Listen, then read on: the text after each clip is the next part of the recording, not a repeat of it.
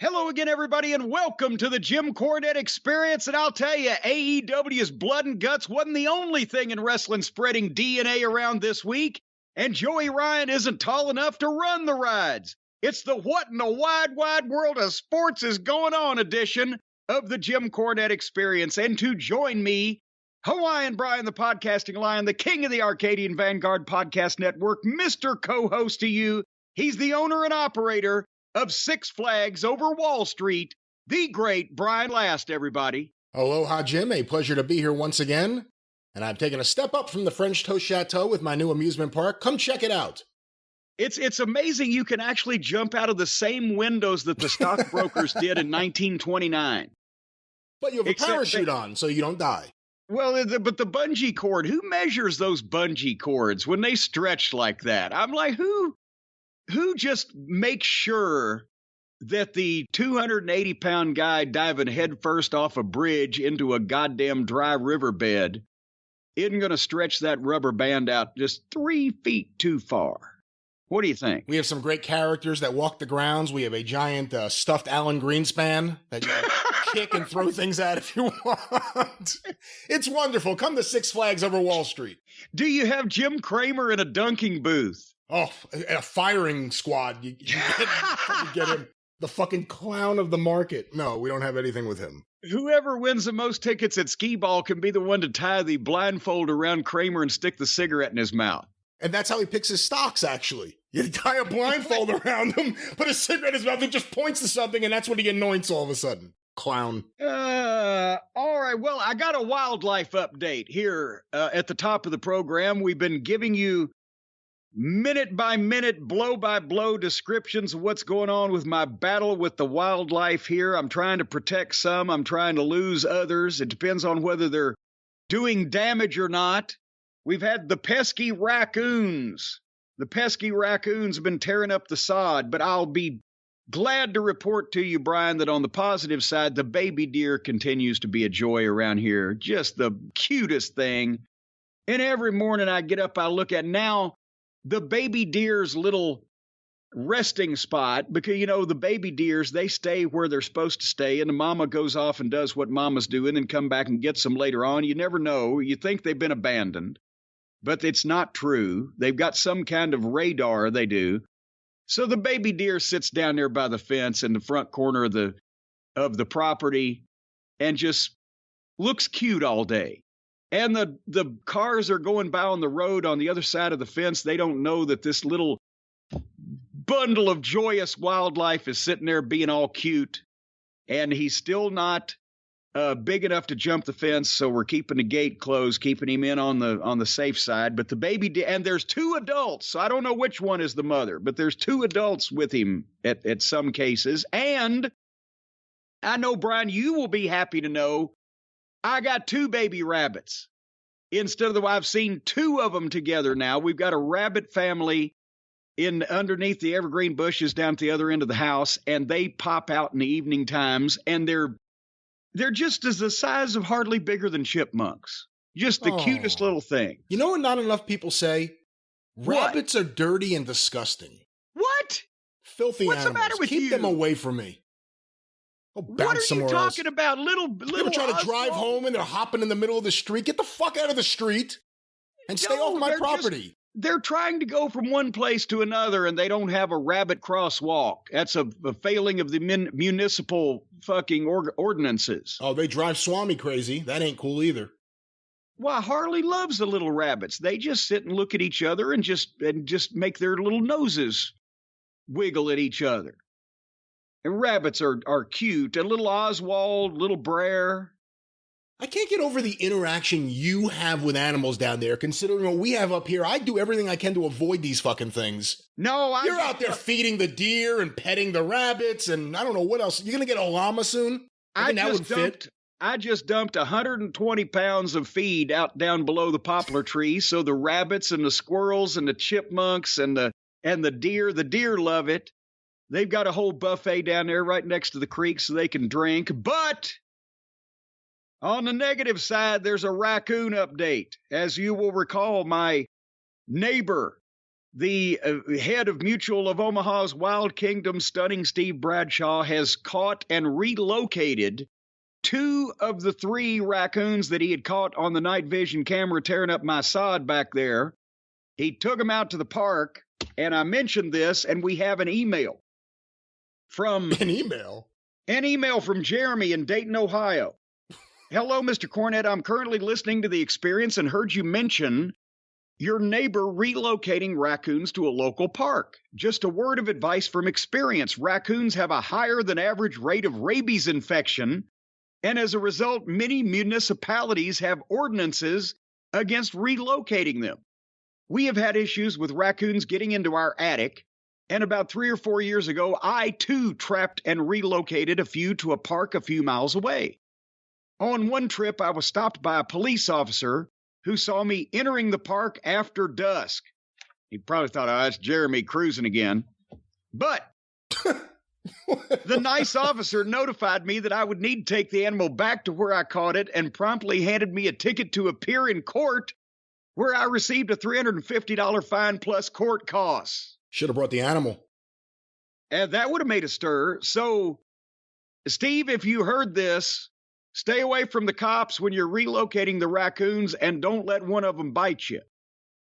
But do you know then, Brian, immediately after I not only made these wildlife observations, but also I got this email, guess what I looked out in my front yard yesterday morning and saw right over by the big old majestic maple tree?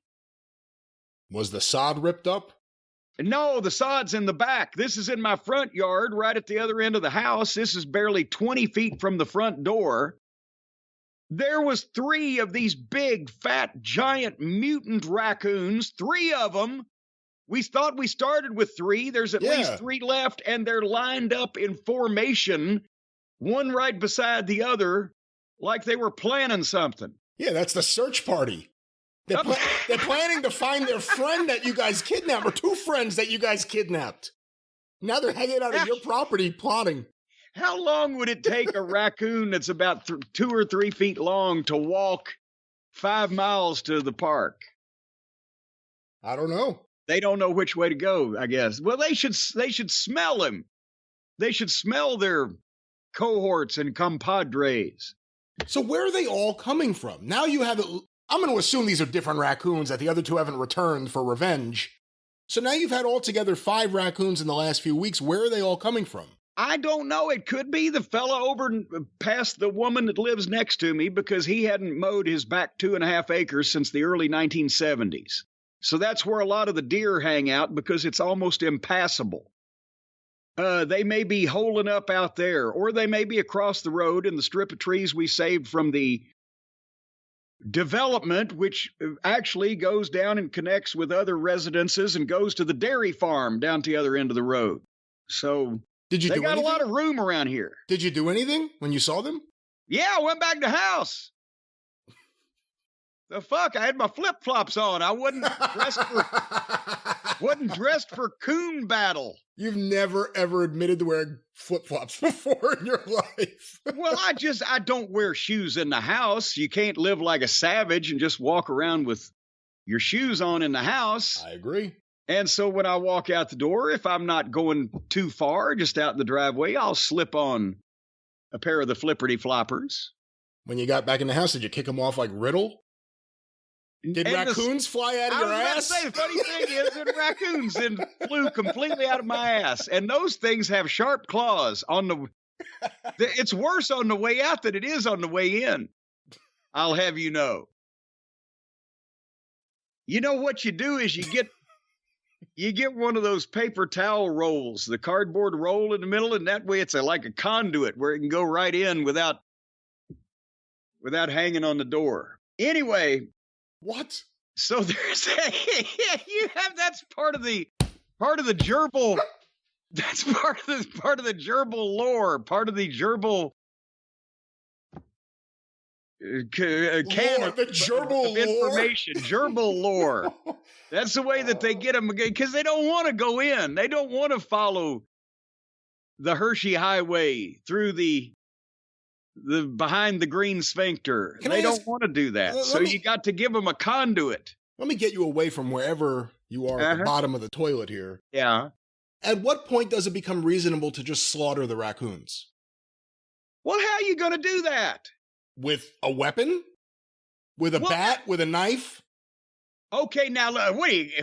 A machete? Got a knife there on you? A machete? No, look, first of all, I'm not going to be...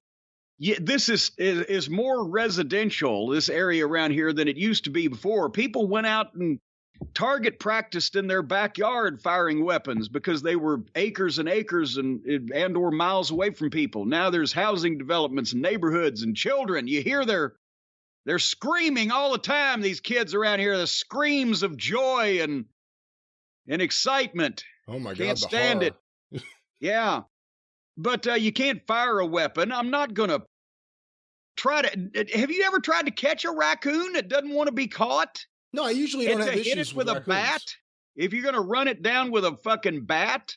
Listen. No, that's not a knife. What am I going to, like Tarzan fighting the alligator with the knife to its throat? I'm going to be rolling around in the backyard with this fucking raccoon? I want to tell you this. If I could somehow get you in that backyard or in that front yard with a baseball bat and a knife, I don't care if it's a butter knife, to just run after raccoons and have someone film it, I'm talking 30 million views. I'm talking the biggest video of all time. If you catch one, then we make it on TV. But at least chase them. I'll see what I can do. I might get Hotchkiss over here with the camera. But anyway, that's the wildlife. I have another update. I've been teasing this for a few weeks. We finally got our shit mostly together around here. And I've overcome and caught up to some of the other things I needed to do. So now it's official. We are doing a Crusade for Children fundraiser this month. It probably ain't going to last long. So I'm going to tell you about it now and give you ample time to prepare. And first, to do this, I must tell a Bobby Heenan story. Because I was in New Jersey with Bobby. It was like 2004 or 5, one of the Ring of Honor shows where we first got to work with each other. And this is after Bobby had been sick originally, but still he was up and about and was, could go do these shows and have fun and talk and everything. So we're sitting there, I think it was after the show. And Brian, you remember this. This was back when cell phones, the flip phone of that era was like the state-of-the-art cell phone. That was the new... Remember when the flip phone... Hold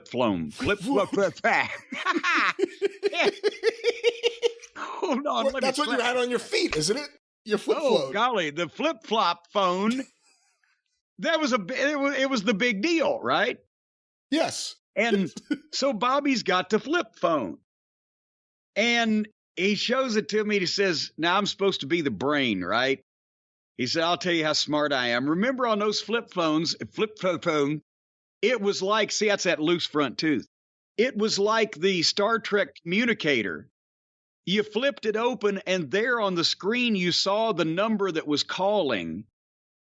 But also, when you opened the phone, it answered. Remember, you didn't have to press a button. You just opened it, it answered. Of course, yeah. So Cindy, his wife, got him this phone. And it rings one day, and he doesn't know who it is because you got to open the thing to see the number on the screen, right? And he didn't want to answer it before he knew it was, so he was trying to pry the thing open just ever so slightly just so he could glance in to look at the number without answering it. And, of course, that didn't work because if you open it far enough for the number to pop up, you've answered it. So he said, and they call me the brain. So where I was going with that... Yeah. It was funny when he said it. But that's why they call him the brain. Yeah, that's why they called him the brain. He was the greatest. But I, too, did a stupid thing here over the last few years. When we started selling the original Jim Cornette action figure, right? The red and yellow one, it was the very first one that came out. We sold a number of those for quite some time. But every once in a while, from the time that I started getting these from the fine folks at Figures Toy Company, you'd find one where the blister pack and shipping had been crushed or cracked or damaged in some kind of way. And I would set it to the side. And the next time we got a shipment, there'd be another 5 or 6, and I'd set them to the side. I'd put it back in a box, and I put it in the garage closet.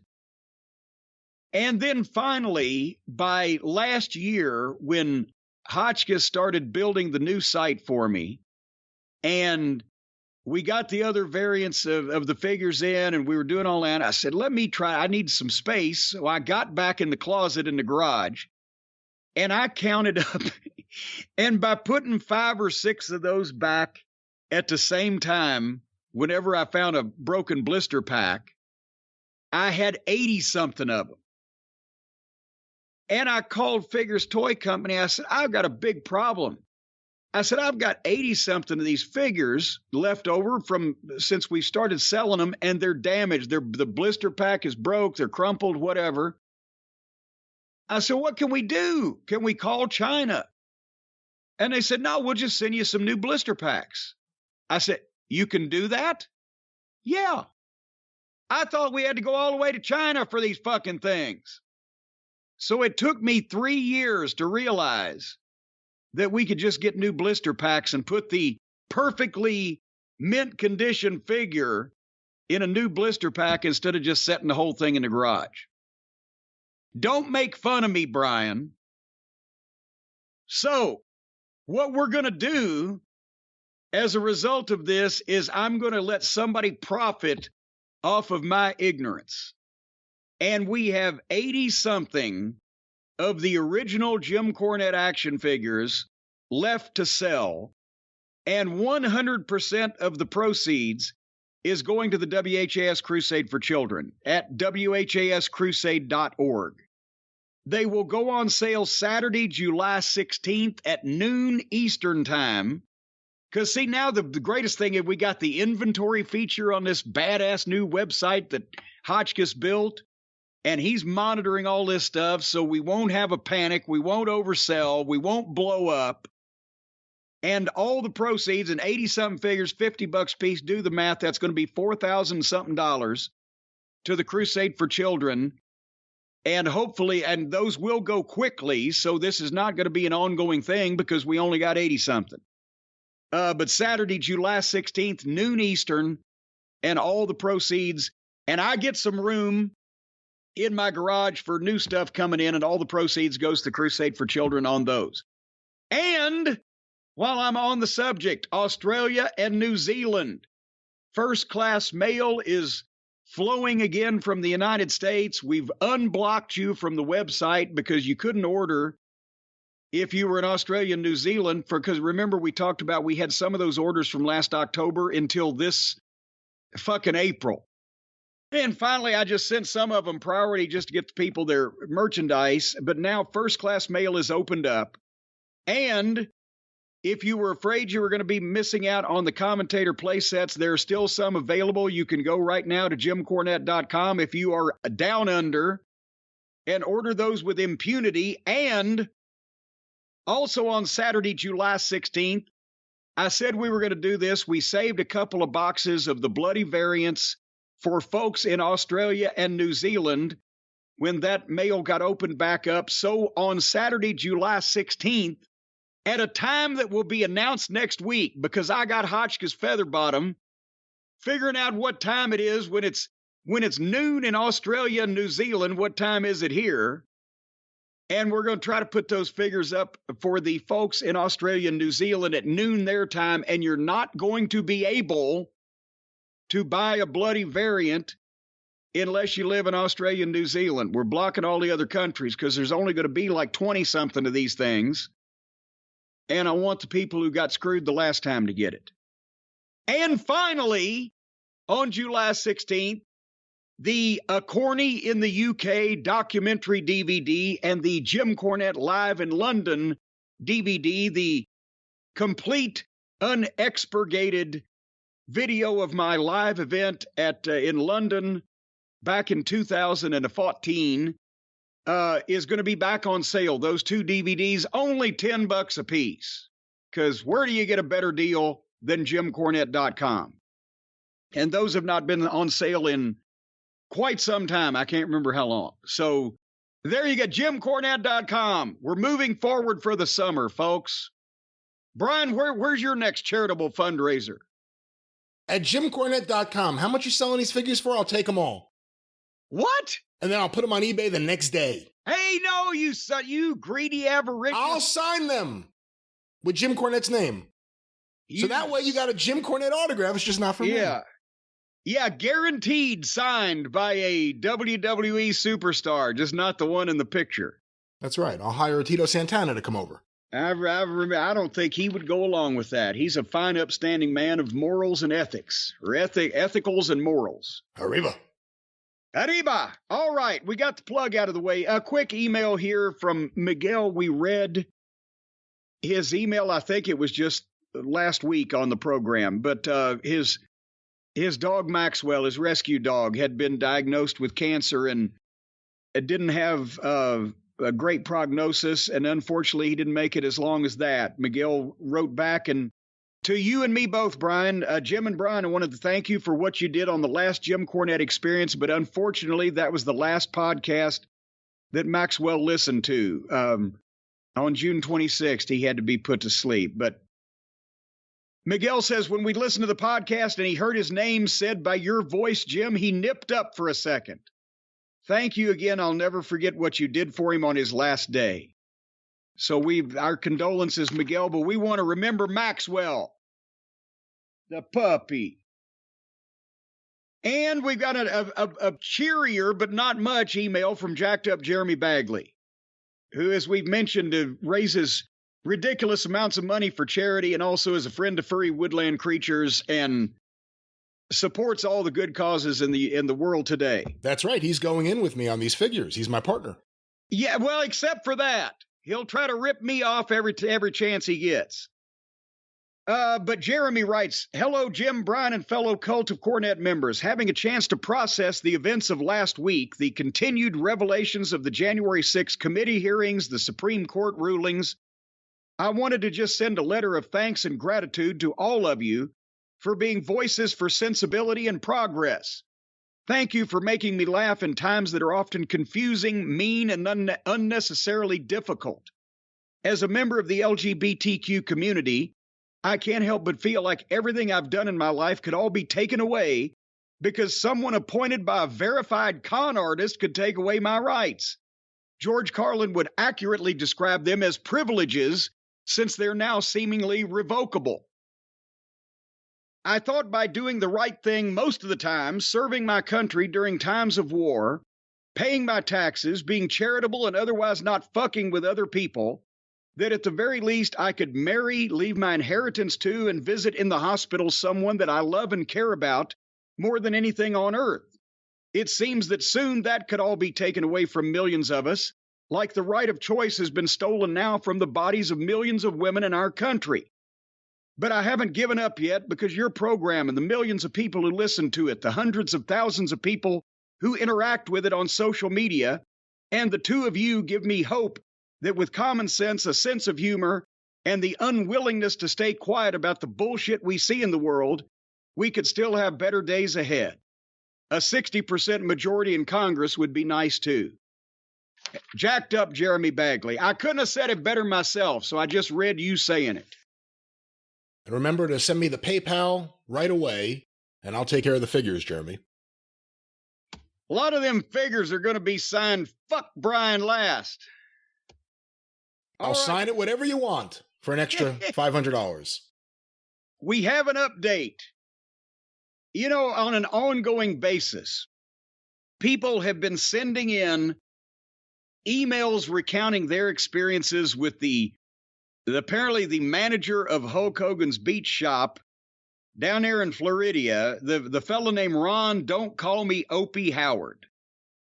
And Ron Howard, the manager, apparently has never met a conspiracy theory that he doesn't like, and he rants at these people. And we even, at first, we had people accusing the first guy that wrote in the email and recounted, that can't be true. He made that up. And then person after person kept writing in with their testimonials on what happened with them and their interactions with Ron Howard. And then people started to say, well, go to Facebook. People been leaving reviews like that for over a year on this guy, right? He's anti-mask. He doesn't believe in COVID. He thinks that Trump is still president and that the government's trying to track us with vaccines, and the whole plethora, the whole cornucopia, the whole schmear, as they used to say, of all the craziness in the right wing is encapsulated in Ron Howard here. But now he's taken a further step, Brian. Before, he was just castigating people if they wore a mask and tried to adhere to public health guidelines, and he was honestly just trying to grift a good buck out of people, giving him $50 and $100 to hold title belts for pictures. The American way, sure. The American way. But now he's trying to do what those snowflakes do. The cancel culture, Brian. He's canceling people. He's a snowflake. What? What do you mean he is canceling people? Well, just listen to this. Because Tony, I won't give his last name. Ron Howard may be stalking him. But Tony has sent us an email saying, Jim and Brian, you won't believe it, but Ron Howard himself sent me a very interesting notice. I've been banned from Hogan's Beach Shop for life. Whatever will I do? And Tony continues, you're in for a treat, an email straight from the man himself. Oh, my God. He has forwarded the ban notice. And lastly, he says he mentioned I got my picture with the WCW belt, which is correct. That was my mistake. He did mention what happened to the NWA belt, though. So you'll understand that clarification here in a second when I read Ron Howard's ban notice. But anyway, let me just stop you real quick. I mean, because you have this in front of you. This looks legitimate. This doesn't look like this guy made up an email from Ron Howard or anything. Well, am I allowed to give the email that's when a guy has an email with his name at the name of his business.com? Well, look, serious inquiries only, but that's not my question. Forget it. Just do what you're going to do. I'm just telling you that he's forwarded me this email from a guy that has an email address of name@business.com. Okay. And the subject is Hogan's Beach Shop lifetime ban notice. Is it in caps? Yes. There's a header. You are hereby banned for life from Hogan's Beach Shop as of the sending of this notice. And then the salutation, Tony, it has come to my attention that you have leaked private conversations that occurred in Hogan's Beach Shop back in early February 2022. I distinctly remember most specifically our conversations as we moved around the store. Those conversations were private, protected speech, which you violated when you disparaged myself, Hogan's Beach Shop, and Hulk Hogan himself. So did you know when you have a conversation in a store with a shopkeeper that is private, protected speech and actionable if you relate that conversation to other people? Were you aware of that, Brian? That's 100% true, except in any court of law ever. Ever. And this email continues. It didn't take too long to find your invoice for the $50 picture with the WCW belt. You didn't leave an address, but I have your phone number and email on file. Keep that in mind! ! Oh my God, that's a threat. Well, either that or a promise. Those conversations were private, protected speech, which you violated when you disparaged myself, Hogan's Beach Shop, and Hulk Hogan himself. I think he cut and pasted that one from 2 paragraphs up. You also released highly sensitive security details, which compromises our ability to protect the original belts from Vince and other sinister agents. That either sounds like a punk rock band or a great fucking tag team and manager, Vince and the Sinister Agents. Oh my God. He continues, it is a serious offense as Hulk's original NWA belt. And see, this is the NWA WCW. I'm not sure Ron knows the difference. Original NWA belt was stolen by agents of Vince McMahon. This is a known fact in the industry. We're going back to capitals now. Due to your disparaging comments and transgressions, you are hereby banned for life from Hogan's Beach shop. Oh. Back to lowercase. As with any lifetime ban decision, I spoke with Hulk, and he agrees with the ban 100%. How it must feel to know that your childhood hero thinks that you are nothing more than an untrustworthy sheep. If you reveal any further discussions from that day, you will be forcing us to get out legal team involved. Maybe he meant get our legal team involved, but that's his legal team, the get out legal team. They will get you out. And it's signed sincerely, Ron Howard, owner, Hogan's Beach Shop. Not manager, owner, Hogan's Beach Shop. You know, beyond the craziness, which I'm sure we'll get to in a moment, and the complete lack of an understanding of how the legal system works and how laws are applied, in terms of the actual lifetime ban, how many people do you think return to Hogan's Beach Shop without any of these occurrences? How many people go, see everything, and go, you know, I'm going to come back here tomorrow? What do they call it in the legal system when it's the oh my gosh, the recidivism rate when former criminals return to their crime? I don't know that they got a lot of repeat business. That he did have some people, you know, that were, oh, Ron's not a bad guy. I've been friends with him forever. Yeah, he did vote for Donald Trump, and yeah, he is a Republican. Well, then that disqualifies him from being a good guy anyway. And then they'll kind of admit, well, he is opinionated. And then they'll kind of halfway admit everything that we've all been talking about is true, but he's still a nice guy. That's what some of them say. And the other ones say that they can't get away from him, and he harasses their children when they wear masks in his store in the middle of a pandemic. And this was going back to before vaccinations. I want to believe this so much that he got on the phone and he called Hulk Hogan. He said, you know, hello, brother, it's me. It's Ron. Listen, I got to talk to you about this guy. Who? I got to talk to you about this guy. Who are you? He's let everyone know about the secret information about where the belts are hidden. He did it on a very popular podcast. Vince's secret agents or sinister agents will find out. Hulkster, I have to ban him. Are you okay with that? Yeah, sure, brother. All right. Do what you got to do, brother. Yeah, I'll talk to you later. Yeah, because the private protected speech is great. The highly sensitive security details. He's got a beach shop with belts hanging on the wall across the street from the fucking ocean. I don't think it's Fort Knox. I don't know that there's a lot of high tech. What do you think? They got the laser beams where you have to step over them carefully, or elsewise if you trip one, the ceiling drops on you. And the sinister you know, it's a well-known fact in the industry, Brian. Sinister agents of Vince McMahon stole Hulk's original belt. I want to create a Hulk Hogan bullshit museum where you take all the things he's lied about and you actually make a museum of that, but pretend it's all real. Like, a wax dummy of him with Metallica. Brother, they got one, brother. You haven't heard about it? It's in Washington. They call it the Smithsonian right now, but they're changing it to the Bolé. A calendar that has 400 days on it that he worked every single day. The Hulk Hogan Bullshit Museum. What a crazy story here. And he's seeking out people who spoke on this show. He's seeking them out to send them threatening emails, because no one gives a shit about a lifetime ban from, some quasi-museum in the middle of nowhere. Well, that was very thinly veiled. I have your email and your phone number. Keep that in mind.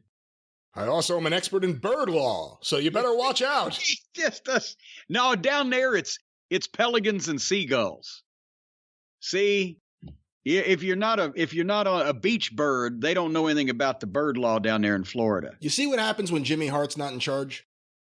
Yeah, everything goes to hell without poo-poo in charge of things. Jimmy Hart would have that store running like a well-oiled machine. Do you think Ron Howard gets along with Brutus Beefcake? I don't know. There was that problem when Ron went parasailing that one time. No, I have no idea. I don't know if Ron gets along with any of Hulk's family, Brutus or Nick or what's the daughter's name? Oh my God, the daughter's name. Brooke. Colette. Brooke. Oh, Brooke. Or Colette. whatever. What? I don't know who's who. All right. Hey, real quick before we move past this nutty subject. Yes. You know, the Brutus Beefcake incident was July 4th, 1990. And Adrian Adonis was July 4th, 88. Wow. Joey Morella was July 4th, 94. And, wow. And Bruno was in the car. And I'm just curious, when it comes to all the July 4th tragedies that happened, and I think there were a few others that I'm not even thinking about right now, was that ever something? Was there ever wrestlers that were spooked to travel on a certain day? What? Actually, I wasn't until now, because I didn't put all those together until you just strung them along. And it was downtown Bruno, not Bruno Sammartino in the car with Joey Morella. Well, just for some of the audience, they still can't figure out who Shit Stain is. That's scary. And it was just several incidents right in a row within what a 6-year period. You know, honestly, the 4th of July in the Tennessee territory, when I was a fan, they didn't do a big show unless it just happened to, you know, I remember one time we had a 4th of July spectacular in Louisville because the 4th fell on a Tuesday and they were there anyway. But there wasn't any real, you know, concerted effort to make big shows or whatever. So we were just making the trips we always made. And I can't remember any, in those days, 70s, early 80s, any superstition or anything around the 4th of July. And then the 4th of July got to be a big deal because of the Great American Bashes and Dusty making the, you know, all the summer shows a big thing. But then again, the worst luck I had was I missed the first War Games in the Omni in 87 on the 4th of July because I'd blown my fucking other ACL, the left one, I think on June 30th in Philly, kicking Riggy Morton in the fucking head. So I had bad luck in that I missed the first 10 days of the 87 Bashes. God damn it. But I don't remember it being a jinx or anything to cause anybody to pause for the 4th of July itself. But that is spooky that not only Joey Morella and Adrian Adonis, but also, oh, goddamn, who else did you just say? Beefcake's parasailing accident. The parasailing thing. Brian Blair showed up with some woman, and I think that's the story, and then her knees hit him in the face, and that was it. She was parasailing. I know this story because it, you know, obviously it was a big deal. It's still a big deal at Beefcake, but it was a big deal at the time. When you get on the thing and the boat pulls you, you start going so fast that because you've got the sail on, you actually lift up off the water and you're flying. And that needs some speed. And right as she's leaving the fucking water, they turned or she went sideways or whatever, and he turns around and both her knees bash him in the face at like fucking 60 miles an hour. Caved his whole goddamn face in. I've never understood the attraction of holding on to something flimsy or skimpy and being pulled at a high rate of speed up above the ground or the water in the air, being held up by a fucking handkerchief. The whole thing looks dodgy to me. Well, when you put it like that, yeah. Well, would you do that? First of all, let me apologize for the noise. Julio and his friends are right now working on the area behind the wing of the Arcadian Vanguard offices here. But would I parasail? I don't think so. I don't think that's one of the ones I would do. Yeah. Jet ski, I love. That's fun. Would you do that? Well, that you've got something, you're riding something. You've got something underneath you that you can control. It's not somebody pulling you. And what are you supposed to do back there holding on to that thing? You got skis on your fucking feet. You got a goddamn umbrella tied to your back, and the boat's 40 feet in front of you. Slow down! What the fuck? With the jet ski and things like that, you're controlling it. It's a vehicle. You can stop it if you want to. You're not fucking 50 feet in the air. There's a little more organized logic to that whole thing. I don't know whether I'd do that either. If you did that, would you wear goggles? Well, look, I don't want to get water in my eyes. We've already been over this. I know, but you have glasses on typically. Would you take the glasses off and put goggles on? That's the question. Do they have prescription goggles? I'm sure they do, but would you have The foresight to get them in advance of this. Foresight? I see what you did there. I'm not going to goddamn be driving a motorcycle, a car, a fucking any kind of boat or jet ski or anything without my glasses on, because I would then run into fucking something. Would you ski? Are you out of your mind? Again, you're basically strapping boards to your feet and holding onto a rope while somebody else decides how fast you're going to go and in which direction. Fuck that. Did you ever have a skateboard?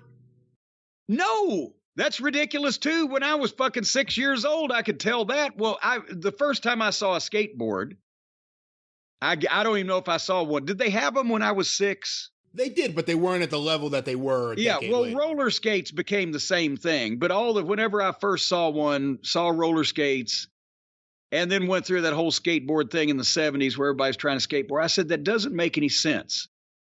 You're putting wheels on your feet, and you can't stand up on the fucking wheels. And it looks like a good way to break your arm, your leg, your neck, your back, or whatever. And I'll either walk or I will ride something that has a wide base and is unable to be toppled or thrown sideways or pulled over or me go face first over the top of it or whatever. So skateboards, ice skates, roller skates has always been the stupidest looking thing in the world to me. How the fuck is anybody going to stand up on any of that shit? You've never roller skated? Never. Never? I tried once. I went to a roller skating establishment with an old friend of mine, and I got some skates, and I put them on, and I tried for about 15 minutes to stand up, and then for about another 10 minutes to take a step, and then I crawled to the concession stand on my hands and knees, sat at a table, got me a hot dog and a drink, took those fucking skates off. And the only reason I was there is because he told me it was a great place to find girls. I didn't find any girls. I bruised my fucking knee and had 3 hot dogs and 2 Cokes. And that'd be the last time that I fucking entertained the idea of putting roller skates on my feet. What about a roller coaster, a controlled setting where you're... Fuck you! See, fuck you. Here's another thing. Fuck you. You know why? Because there's no reason whatsoever to ride a roller coaster. Because you end up at the same place you left, and in the middle, all they do is try to convince you that you're about to fucking die. The thrill. That's why you ride the roller coaster. I like the tilt-a-whirl. The tilt-a-whirl spins around and around and around on the ground. That's enough thrill for me. What about like the pirate ship? You know that one where they go from one side all the way down to the other side, back and forth? I'm not a fan of that either, but it's not as bad as a roller coaster. But no, you go all the way up and then just drop down. It's almost as stupid as the goddamn deal that you get in where they haul you up 100 feet in the air and then it just drops instantly 100 feet down.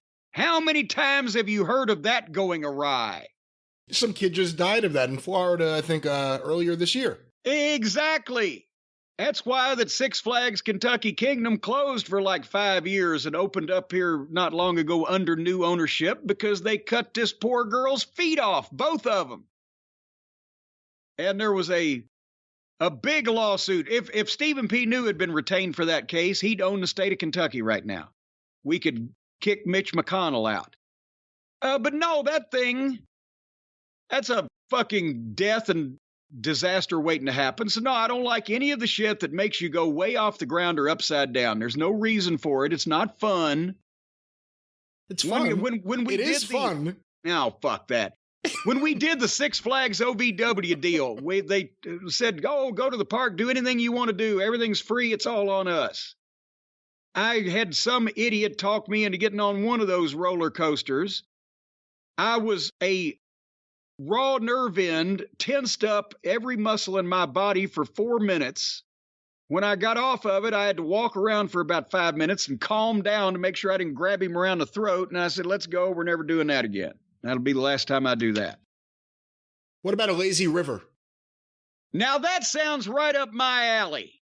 But have you been in one? A lazy river where yes, I like those. You just float. It's very relaxing and peaceful and calm. And, there's like, when I was a kid, I played the Adventureland game. Disney, they got this was my favorite game to play with my mom, Adventureland. And you move your little piece down the river through all the different lands of adventure. And the first one that gets to the end, well, he won the adventure. Adventureland. That looked nice. It was nice and slow moving and good scenery and no chance of getting hurt or killed or having your neck broken or whatever. That's recreation. Have you been to Disney World? I have never been to Disney World. I've been to the Universal Studios down there. I was there quite a number of times because obviously TNA was there. But is there any bigger tourist trap? It used to be Stuckey's on the side of the interstate. You go in there, it was like a precursor to Cracker Barrel. They will sell you every goddamn cheap 99-cent piece of crap that was ever made in China or Korea or Indonesia or wherever. And they'd give you 2 fried eggs and 1 piece of toast back in the day for 99 cents. That's why the guys always stopped for breakfast at Stuckey's. But no.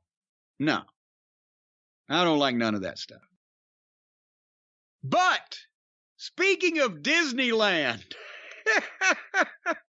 you double dog dared me to talk. I wasn't even going to mention this because it's just so preposterous. And what can you say to flesh it out otherwise than just laughing? But apparently, Joey Ryan, Dick Boy, the king of dong style. That's what he was calling himself, right? He was the guy that said, oh, wrestling needs to evolve and adapt. And why are people offended by what I do? Because it's all entertainment. And we're all in this together. And everybody should be allowed to participate and to play and to fulfill their art. And then later on, after he was accused of all kinds of shit with all kinds of people from all kinds of people, then he said, oh, golly, I was living like a rock star. I bought a big mansion out here in California on all this money I was making, throwing people around wrestling rings with my dick. And I was living like a rock star, and I was such a celebrity. He was such a celebrity, Brian. The demands on him and the people coming to genuflect in his general direction and ask for his autograph. And he was just such a star, such a celebrity, such an icon in wrestling that it ran away with him mentally, and that's why he misbehaved and did all these things, and he was going to make himself a better person. That's the last we heard of him, right?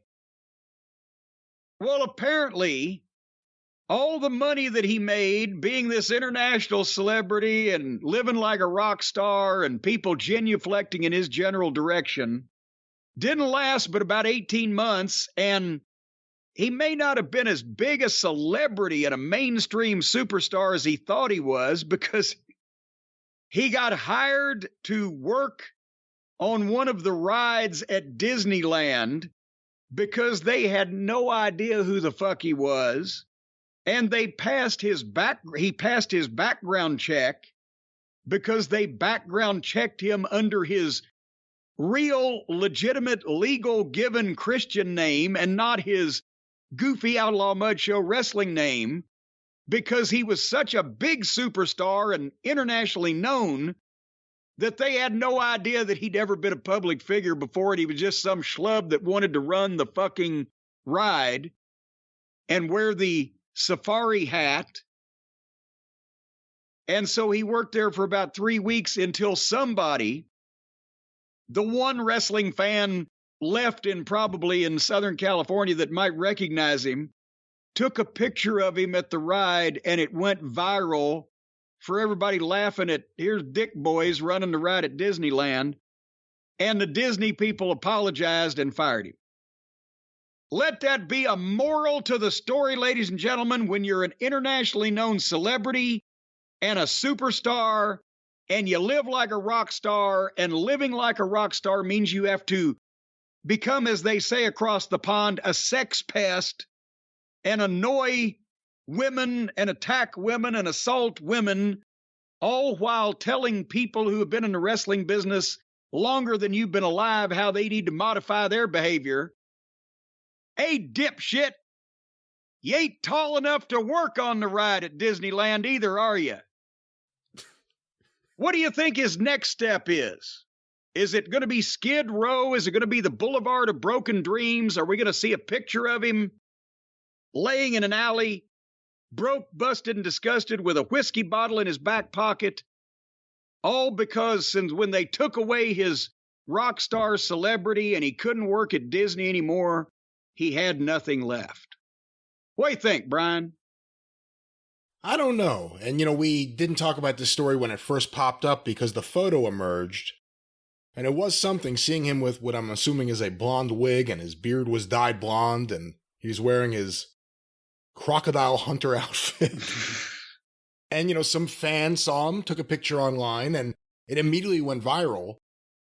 And I do have a question that comes out of this, and it's a weird one, because I certainly am no fan of Joey Ryan, and what he was accused of was rape. So if that's the case, fuck that guy.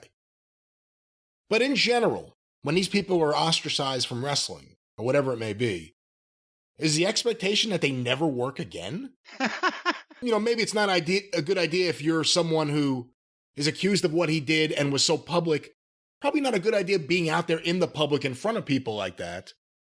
But that's kind of the question. What kind of future, and it's not just Joey Ryan, there were other guys that are now cast-offs of the wrestling business, but they had fans. And it may be a few thousand, it may be more than that in some cases. They had fans. They had YouTube videos that did great numbers. People have seen them. They're going to be seen again. Beyond wrestling, what kind of comeback for life is there from all this?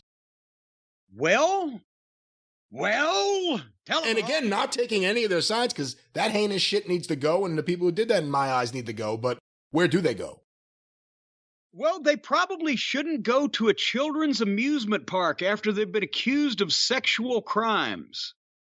I think that was what the ridiculousness and the preposterosity of the thing is. Probably there's Joey Ryan working as a used car salesman.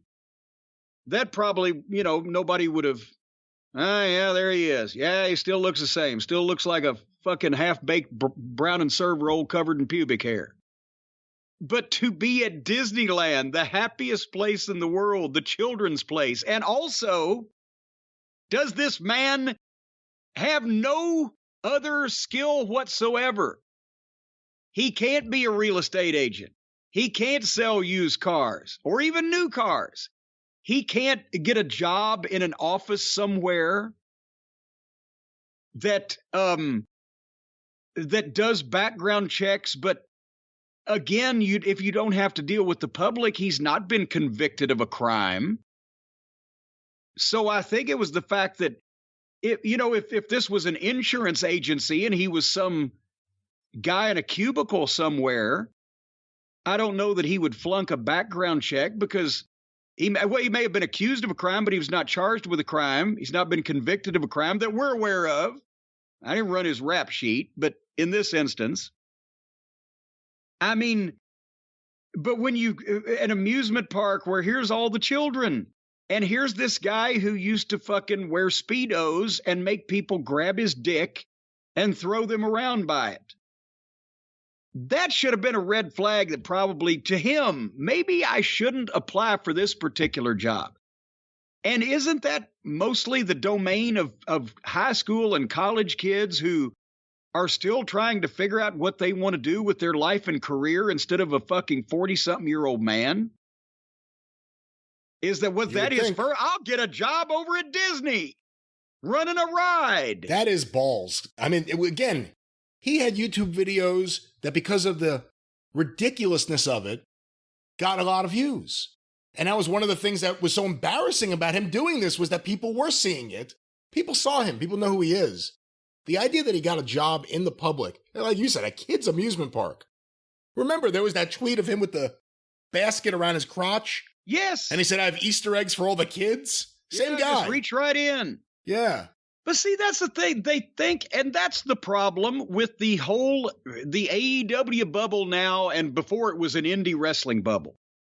Because they get such strong positive feedback from the indie wrestling fans that everybody involved thinks suddenly they're bigger than they are. Oh, the Young Bucks were so huge, and this guy's so huge, and Pockets is so huge. The average person has no idea these people exist or anything about their backstories or lives. If you'd have said to Disney, yeah, that guy right there used to be the wrestler, Joey Ryan, they'd have gone, who? It's not like it used to be. It's not like everybody knows Steve Austin, The Rock, The Undertaker, or in the territory days, depending on what, part of the country we're in, Bruno or Dusty or Von Erich, whatever the case. These guys literally, and girls in this indie wrestling bubble over the last 10 years, because they get the constant feedback from the constant crowd that supports that constant tomfoolery, they think they're over. And then Tony Khan comes along and says, okay, these fucking yahoos, the Hardley Boys and Twinkle Toes, they have a built-in audience that will live and die with them and travel forever wherever to see them. So I'll start a promotion around them. But then you find out it's the same people that's going everywhere. It's not like there's a bunch of them in New York, a bunch of them in Chicago, a bunch of them in every town. It's the same fucking people going everywhere. But that's the point, is they have convinced themselves.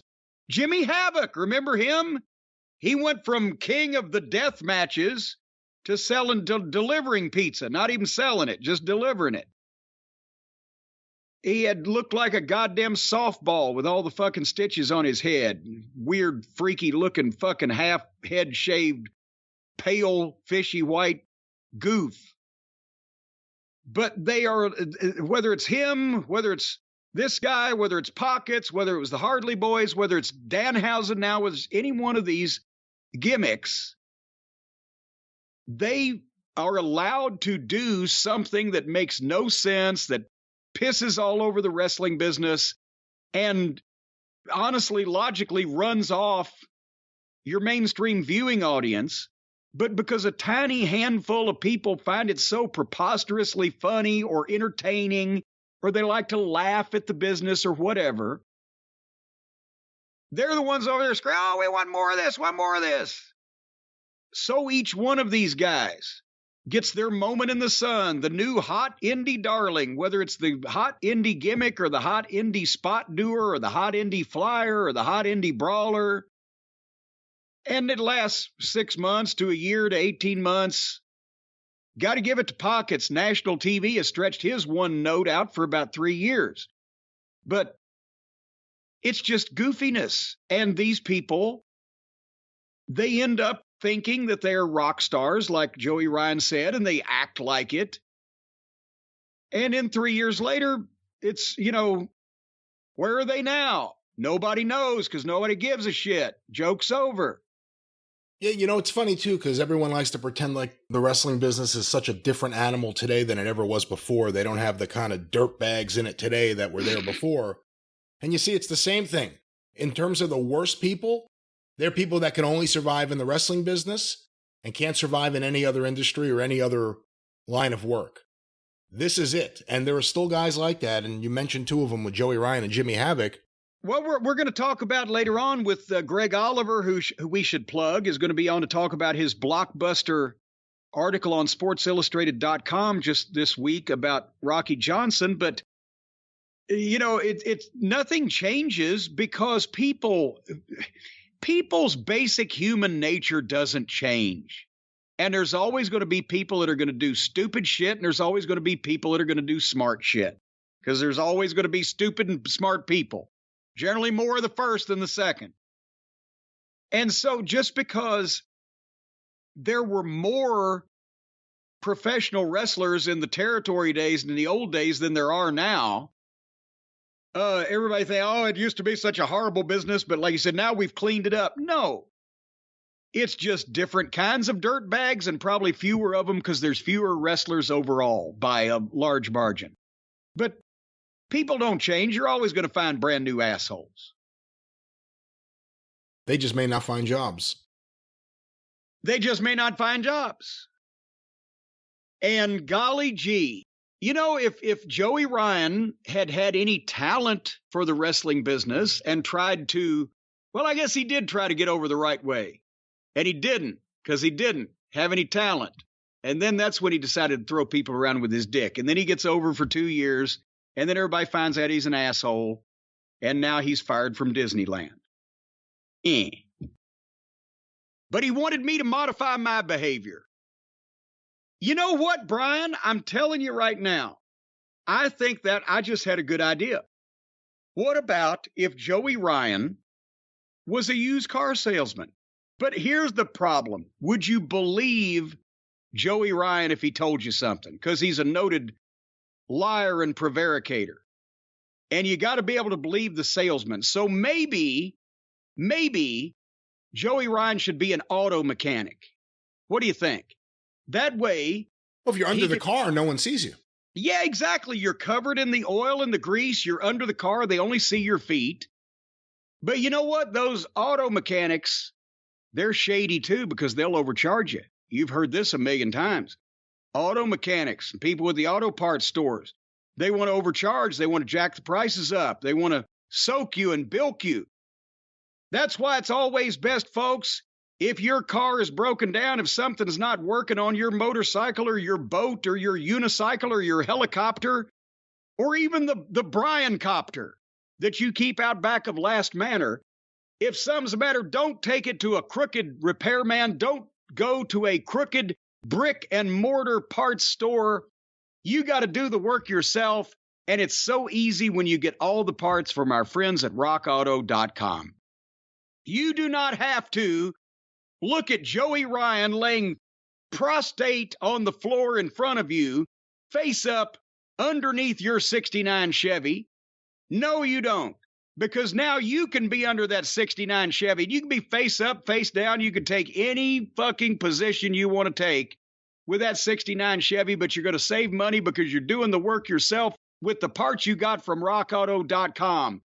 If you repair and maintain your cars, you save money for important things like mortgage and food and tickets to Disneyland. Why in the world would you want to spend 30%, 50%, 100% more for the exact same auto part at a chain store or a new car dealership? Those new car dealerships, they are noted for jacking the prices up. You try to get a whammy bar on a Framistat, see how much it's going to cost you.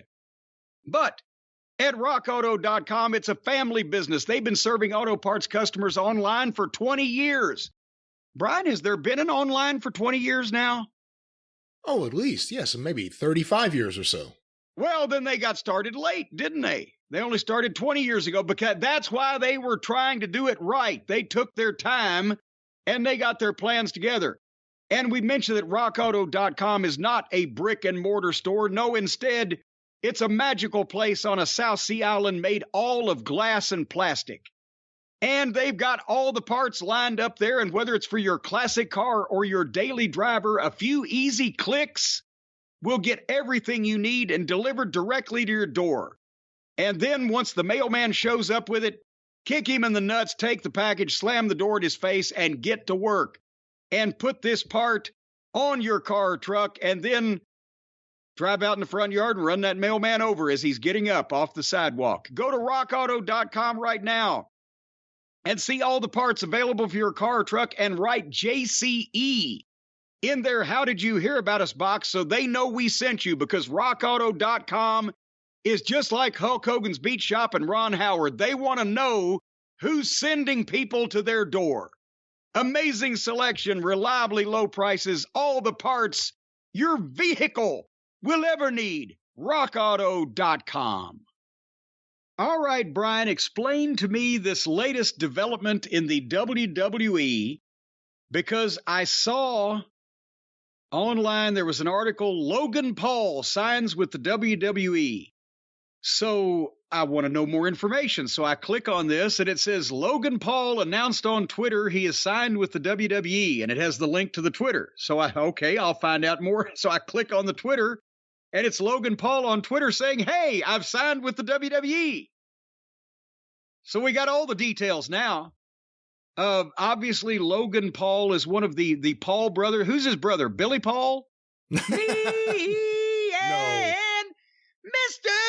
Mr. McMahon. Mr. Jake McMahon. Paul Mr. is his McMahon. brother. Not Billy Paul, but Jake Paul. We got a thing. I'm sorry, Rocky. You did it better. Anyway, so... Did he? Well, he kind of did. He did it better than I did just now. He didn't do it better than Billy Paul did, but Billy Paul didn't do wrestling parody songs. So no, Billy Paul did Miss Jones. He did Mrs. Jones because they got a thing going on. Every day at the same cafe, 4:30. Anyway, so the Paul fellow, one of the Pauls, Logan Paul, has signed with the WWE. The last time we saw him, he was in a tag match with Miz, and then Miz turned on him for whatever reason, and just, as I recall, we said, what the fuck was that all about? Because didn't he just drop him on his head and then just walk off? Or he walked off on Logan Paul, Logan Paul walked off on him, whatever. No, he walked off on... They won the match, and then the match. While they raised each other's hands, he turned on Logan Paul and left, and Logan Paul... reasonably so, looked kind of confused in the ring as to why this had happened, the same way we at home wondered why the hell did this happen, and then we never found out why it happened. Well, no, the story apparently came out later on that Logan Paul, he wanted to leave as a babyface. So apparently... Are you serious? That's what I read on the internet. Now, for whatever any of this is worth, Logan Paul, I read after that match had taken place, that story came out, that he thought that he should leave as a babyface or come out of it as a babyface. So apparently, since he's a celebrity that was doing a celebrity match, and that's the spot they had for him, and now this dipshit wants to be a babyface. So apparently they had Miz drop him on his head and walk off from him, and that they told him that turned him babyface. Apparently he was happy with that. I don't fucking know. Well, we were impressed with him. We were really impressed with him. From every time we've seen him on TV, Yes. He carried himself well. He was not in any way embarrassing to the business in the ring. We said they should sign this guy. Yeah, well, now they've signed him.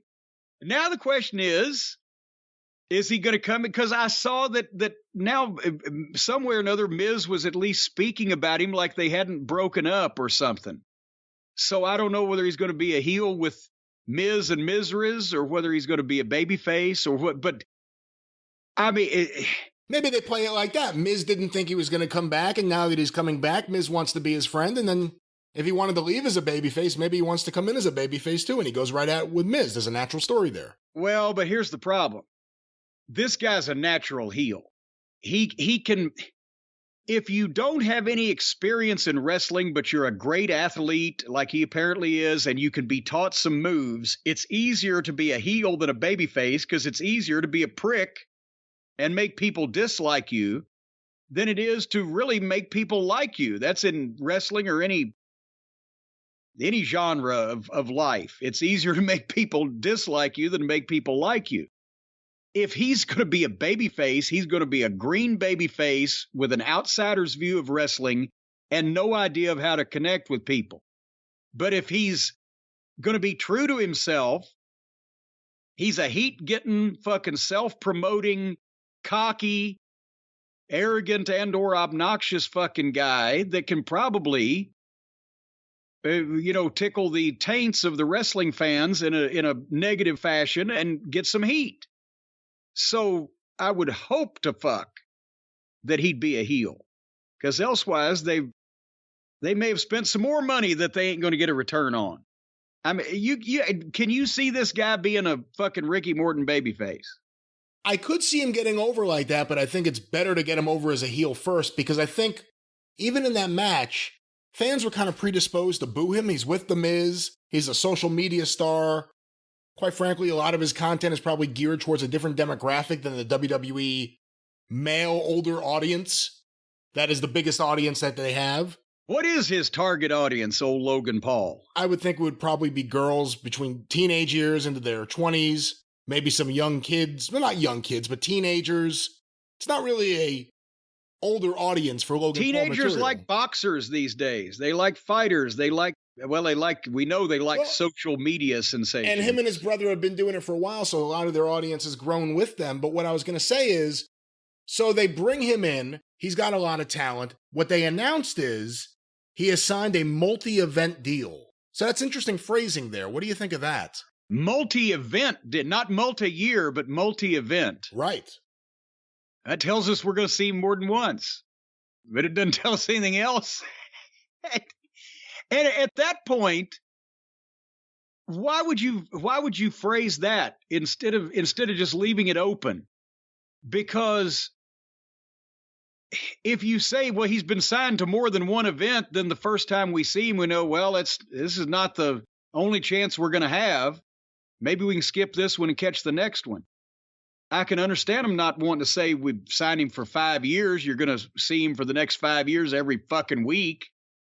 But multi-event. Well, here's the other thing to think about in terms of how they use him and how they bring him in. And again, the way they left things off, you would think there's a natural thing there with him and The Miz. And more than likely, he's worked with The Miz before his match, so they have a good relationship. But in terms of heel or babyface, I agree with you. He's a natural heel. Bring him in as a heel would be a great move. But the problem is, look at the roster right now. Are there enough babyfaces to justify another heel?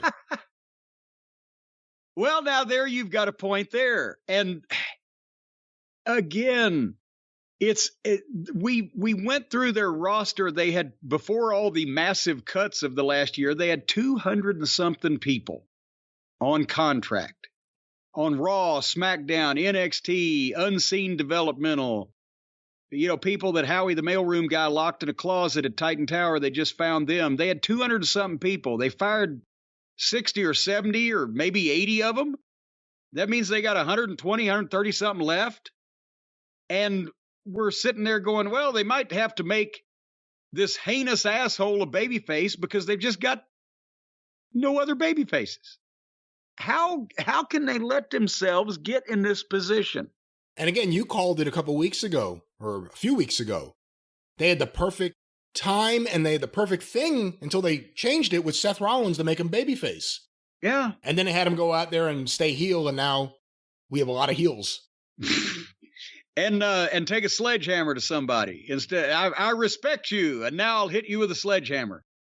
They would have bought Seth in a top babyface position, and it would have got him by the next 6 months at least. But now I don't know. So welcome Logan Paul to the WWE for at least 2 matches. At least 2. And,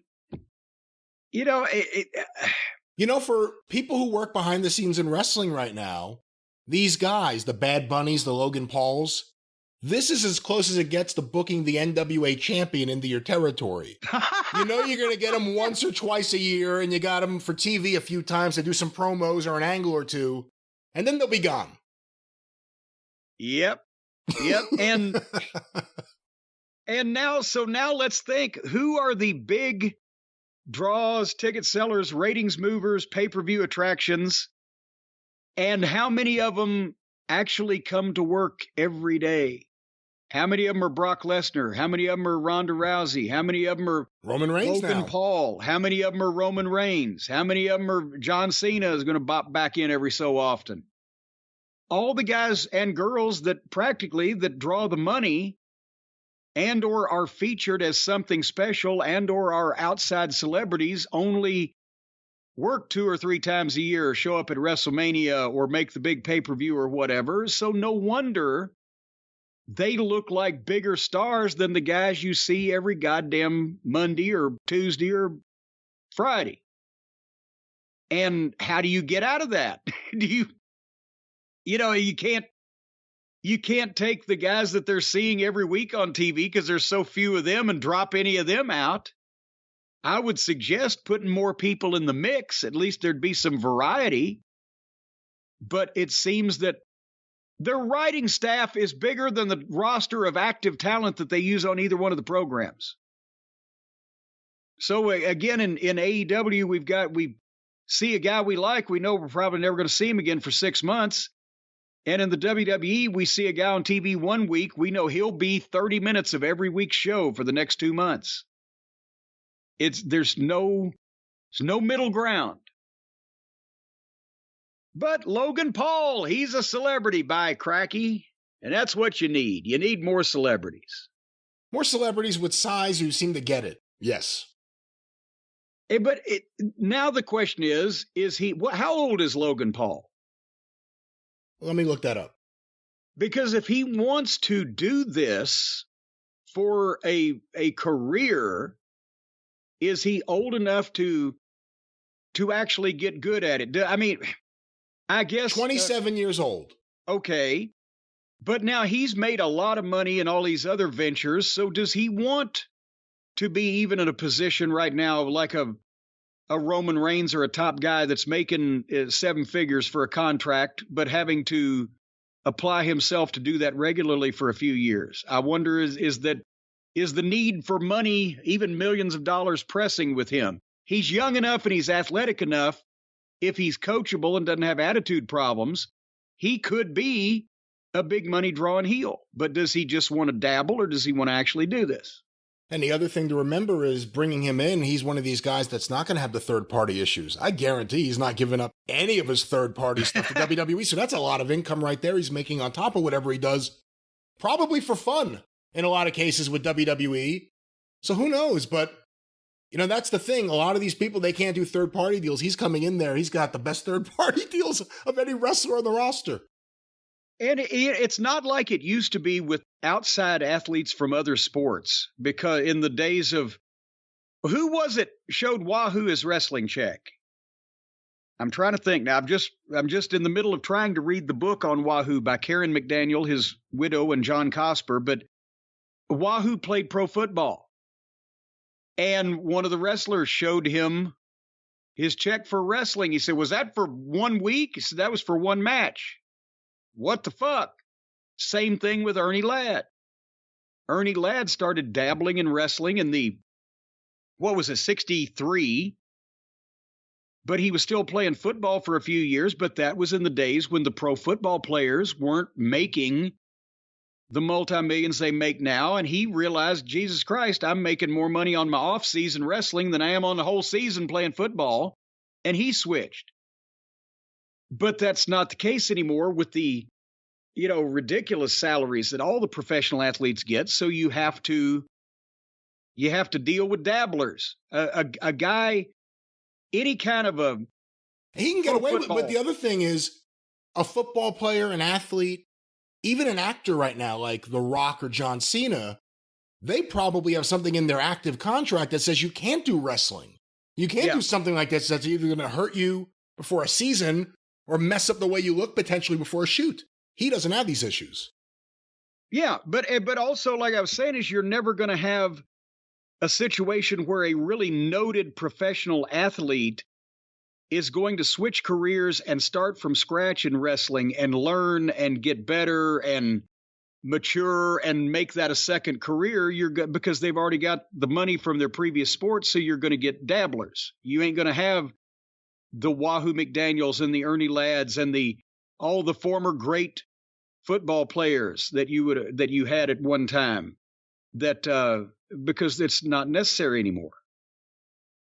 They've already got their money. Now they're just going to dabble. So they might be an attraction, but they're never going to start in and do this full and have a second full career. Things have changed. None of these guys become wrestlers because they're trying to replace the income they would get from being a major league athlete for one of the sports in America. But, you don't really get those athletes at all. The ones you get, LT was desperate for cash. That's the only reason you got a superstar like that. But no, you don't get those guys at all anymore. It's sad. It's sad. You used to be able to find professional athletes that wanted to change careers. No more. You used to be able to get a good night's sleep. No more. With all the things going on in the world today, Brian, I don't know how anybody can sleep. You gotta be staying up late at night, staring at the ceiling, worrying about the way that things might have been. But now, Brian, I've discovered the way that everybody, professional athletes, drunken bums on the sidewalk, everybody, they can all meet in the middle and agree on one thing. They get the best night's sleep they've ever had on a Helix sleep mattress. That's right. I actually just bought another one for the family here. How many mattresses can you sleep on at one time? I'm not sleeping on all them. We have a lot of people here. You got a lot of people. Well, what are you doing? Renting rooms again? No. Well, folks, if you're running kids. a boarding house, and that's now that you've mentioned it, if you're running a boarding house, ladies and gentlemen, if you're running Mrs. Mendelbright's boarding house, and you've got a bunch of people coming in and out just sleeping on things, couches, easy chairs, overstuffed ottomans, whatever, get a bunch of Helix Sleep mattresses. If you go to helixsleep.com right now, that's HELIX sleep.com/JCE, you can take the 2-minute sleep quiz, and they will not only match you to a customized mattress that'll give you the best sleep of your life, but if you tell them, hey, I'm running a flop house, I need about 10 or 12 of these things, maybe they could work something out. You never know. And then that way you could outfit every room in your house with a Helix mattress. As people are walking down the street, hey, you need a good night's sleep? Give me $10. Come on. Let them take a nap. And then you'll see what happens. You'll never be able to get rid of these people. They'll move right in your house. They won't leave because they will not want to be far away from their luxurious, comfortable Helix Sleep mattress. They've got different models to choose from: soft, medium, firm, cool down mattresses, spinal alignment mattresses. You know, it's amazing. You lay down on this mattress, both sides fold in on top of you. It gives you a big bear hug and it cracks your spine. Then it flops back down. And then as long as you keep an eye on it, just to make sure it doesn't get jumpy, you can go to sleep on it from there. They've got all kinds of mattresses. They got mattresses, like typical mattresses you could sleep on without worrying about any sort of anything. You could sleep on it like a regular mattress. No, there's nothing typical about these mattresses. They're extraordinary. They're Guinness Book of World Records mattresses. Do you know they were voted the #1 best overall mattress of 2020 by Wired magazine? And as we mentioned before, if a magazine devoted to cocaine fiends and meth addicts... That's not what Wired magazine is, no. It's not. Oh, you told me that. You know, you're probably getting that confused with the book Wired that Woodward wrote about John Belushi. That's what it was. Well, John Belushi never slept on a Helix Sleep mattress or he wouldn't have needed the cocaine, folks. He was driven to drugs because he didn't get a good night's sleep. That's not what I'm saying either. I thought that's what you said. And, you know, it was... All I'm saying is if you sleep good, then you don't misbehave and you don't make bad decisions in life. You wake up feeling rested and refreshed. You don't get on the drugs. You don't do things like that when you sleep on a Helix Sleep mattress. And they, like I said, they match your body type and get you the perfect mattress. Why would you buy a mattress made for somebody else? You don't want that. You don't want to buy a mattress that somebody else has been sleeping on and dribbling all their DNA all over it. Helix, they're alone in the world of mattress sales. They will actually send you a mattress that nobody else has slept or fucked on before. They send everyone brand new mattresses. That's what I just said. Let's say that in a nicer way instead of as vulgar as you just did. Well, no, there's some of these companies will just send you any old cum stain thing. But Helix, you know that they're brand new and they've never been slept on because they actually come in a box and you open the box and it comes to life. After it's delivered to your door, it just comes to life right in the place you put it, and you can smell the newness. You know that there's been no sperm spilled on a Helix Sleep mattress before you get it. Then what you do with it from there is completely up to you in the privacy of your own home. But I would advise you, if you want to use the 10-year warranty and the tryout for 100 nights risk-free, try not to get too many stains on it, because if you're going to try it out for 100 nights and then decide for whatever reason you don't love it and they come and pick it up and give you your money back, don't hand them something that smells like a Kleenex off a peep show booth floor. Hand them what they handed you, a nice clean mattress. Anyway, they've even got financing options and flexible payment plans. So a great night's sleep is never far away or injurious to your bank account. And right now, Helix is offering up to $200 off all mattress orders and 2 free pillows for our listeners at helixsleep.com/JCE. That's helixsleep.com/JCE, up to $200 off and 2 free pillows. Just make sure to measure your head size. You got to take a tape measure and wrap it around your skull, around about ear level, and see what the circumference is. and enter that, and they will send you a pillow to your exact specifications, whether you have a giant bucket head or a little Zippy the Pinhead. It's up to you. 12,000 five-star reviews. Did you know that, Brian? I did. You said that. Well, these previously. can't be all counterfeit. There got to be a few of them that were legitimate. They are mostly legitimate, I would assume. And I only say that mostly. because some of them have to be counterfeit, you would think. Well, you would think just by process of elimination in the law of statistics, there's going to be a few bogus ones in there, but most people don't lie about these things. HelixSleep.com. Over 1 billion hours have been slept on Helix mattresses. 15 minutes of fucking, 1 billion hours of sleeping. HelixSleep.com. That's right. Well, it's your show.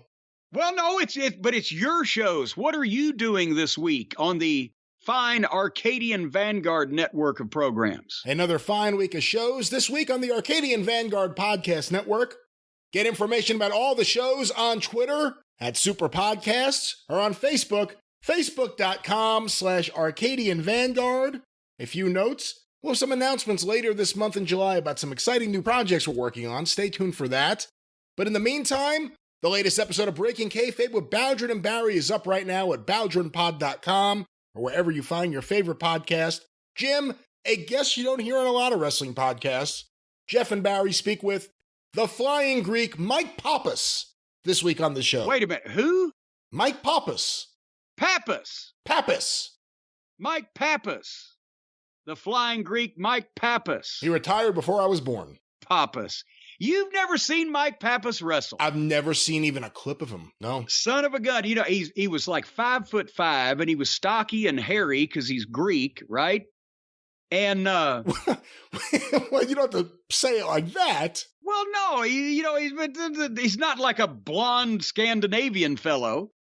But anyway, besides the drop kicks and the Flying Greek, he did a spot. It was great. You would shoot him off toward the turnbuckles, and he would go in and do a handstand, which you never saw anybody do this, a headstand on the top turnbuckle. And when you ran after him, he would kick his feet out and go over the back of you and then hit you with some of them fancy drop kicks. Just a crowd-pleasing son of a gun. And probably had one of the most famous pictures ever taken with Andre the Giant, holding Mike Pappas in his arms, because Mike was like 5'5" and Andre was 7 foot whatever. No, it seemed like whenever Andre went early in his career, they found him and got him to stand next to Andre. Yeah, they found Mike Pappas. There, Mike, come over and take a picture with Andre. And that's actually, it was a centerfold of one of the Wrestling World magazines, and that's the picture of Andre. I had him autographed the first time I ever met him. Oh, wow. But anyway, the Flying Greek Mike Pappas, heck of a guy, and then became a jeweler in Nashville, Tennessee for the last 40 years. Well, hear him today. BowdrinPod.com, or look for Breaking Kayfabe with Bowdrin and Barry wherever you find your favorite podcasts. Pappas. Also want to make mention... Shut up. Also want to make mention of the latest episode of Stick to Wrestling with John McAdam at McAdamPod.com, or available wherever you find your favorite podcast. This week, John welcomes Jamie Ward back to the show, and they look at 1982, the summer in Georgia, Bob Backlund, the WWF champion, versus Ric Flair, the NWA champion. A match not on video, but everyone who saw it said it was disappointing. Hear more about it today, McAdamPod.com, or look for Stick to Wrestling with John McAdam wherever you find your favorite podcasts. And of course, the 605 Superpodcast, The Mothership! A special episode out right now, The Mothership, aka the 605 Superpodcast. Go to the 605 Superpodcast, wherever you find your favorite podcast, 605pod.com, or look for the 605 Superpodcast. Once again, wherever you find your favorite podcast, The Mothership! Jesus Christ. That was for you. How many times can you say podcast? Too many. Podcast. We need a new word. Show. How about that? Just the show. That's an old word, big show. But it's all right. You know what's real smart about WWE? They just got the Big Show and Daniel Bryan and all these guys who appear on their TV. Now they can renew those trademarks for another fucking run because they used them on TV. That's right. All those guys set themselves back like, what, 2 or 3 years? Oh, boy. Okay, well, we got all that settled and out of the way, and now we are joined by a guest, or about to be joined by a guest. There was a shocking story that came out just yesterday as we record this on SportsIllustrated.com about Rocky Johnson, the father of, obviously, Dwayne Johnson, The Rock. And the person who wrote that article was a historian who's been involved with a number of things, Pro Wrestling Hall of Fame books, Slam Wrestling. And we thought we would have him on to not only delve into this story, but kind of discover how he discovered this and got on the trail to begin with. So that historian I'm speaking of is Greg Oliver. And Brian, I understand that you have made the necessary arrangements to tie him into our worldwide studio here. Is that correct? That is correct, and I believe we have him on the line right now. All right, joining us on the program here today to talk about this week's "Well, That Escalated Quickly" moment in wrestling is a guy who is one of the premier historians in the game today. We've enjoyed his series of books, the Pro Wrestling Hall of Fame books with Steve Johnson. Of course, he is the driving force behind the Slam Wrestling website. He's done numerous articles and tons of research on a variety of historical wrestling topics, and he's here now to, I guess, to be the Maury Povich on the program today. Greg Oliver. Greg, how are you? Thank you for being here. If I'm Maury Povich, which one of you is Tony Chung, right? Wasn't that who he was married to at the time? They're still married. You know, they are still happily married, for the record. Well, thank God. Yeah, don't break them up, Greg. You've caused enough. Well, sorry, I'm not up on my old news guys kind of references. Okay, but I got that one. Okay, Maury Povich. Your young people have to look them up. Yeah, well, don't worry. The average age of our audience is dead. But no, this week, and we were just talking, Brian and I, before we went on the air, this week has been a little strange for wrestling, but I thought I'd heard all the stories, or I thought, nothing surprises you anymore. And we all see stories where a celebrity or a sports hero or someone in the public eye suddenly, well, there's an unknown child that's, been uncovered and we didn't know about this. But when I got on Twitter yesterday and I was scrolling through and I got to the SportsIllustrated.com tweet and it was a, wait, what? Headline? Rocky Johnson, it has been discovered, has 5 heretofore unknown biological children in the family. And this, obviously, the article on Sports Illustrated, it was your byline. So, Greg, explain to us, if you can, how this happened, and more importantly, how you were able to, uncover this still, I guess, developing series of events. They're still establishing relationships amongst all these siblings. It's one of those stories that falls in your lap when you've been covering a beat for a long time. Ricky Johnson lives here in Toronto, and I've known him most of my wrestling life. I was a teenager, as you know very well, Jim. You get into the business, you have to have a few people trust you, and that's what happened. Ricky was one of the early guys that trusted me. I used to have in my phone book, I had the office written down, which was the bar where he would hang out. That was where I had the phone number where I knew to get him.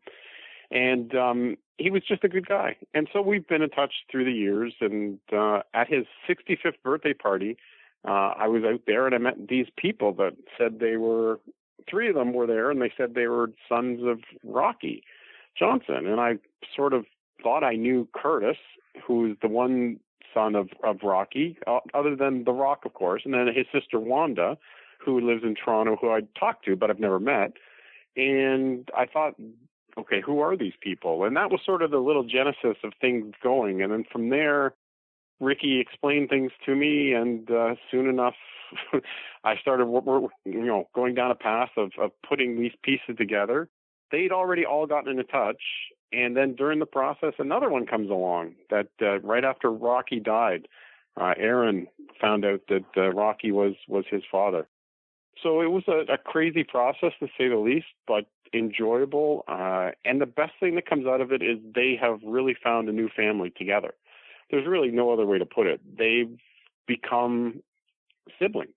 and they may live on opposite ends of the country. They're from British Columbia out on the west end of Canada, all the way get to Nova Scotia on the east end. So they've become very close, and it's quite lovely to see from my side.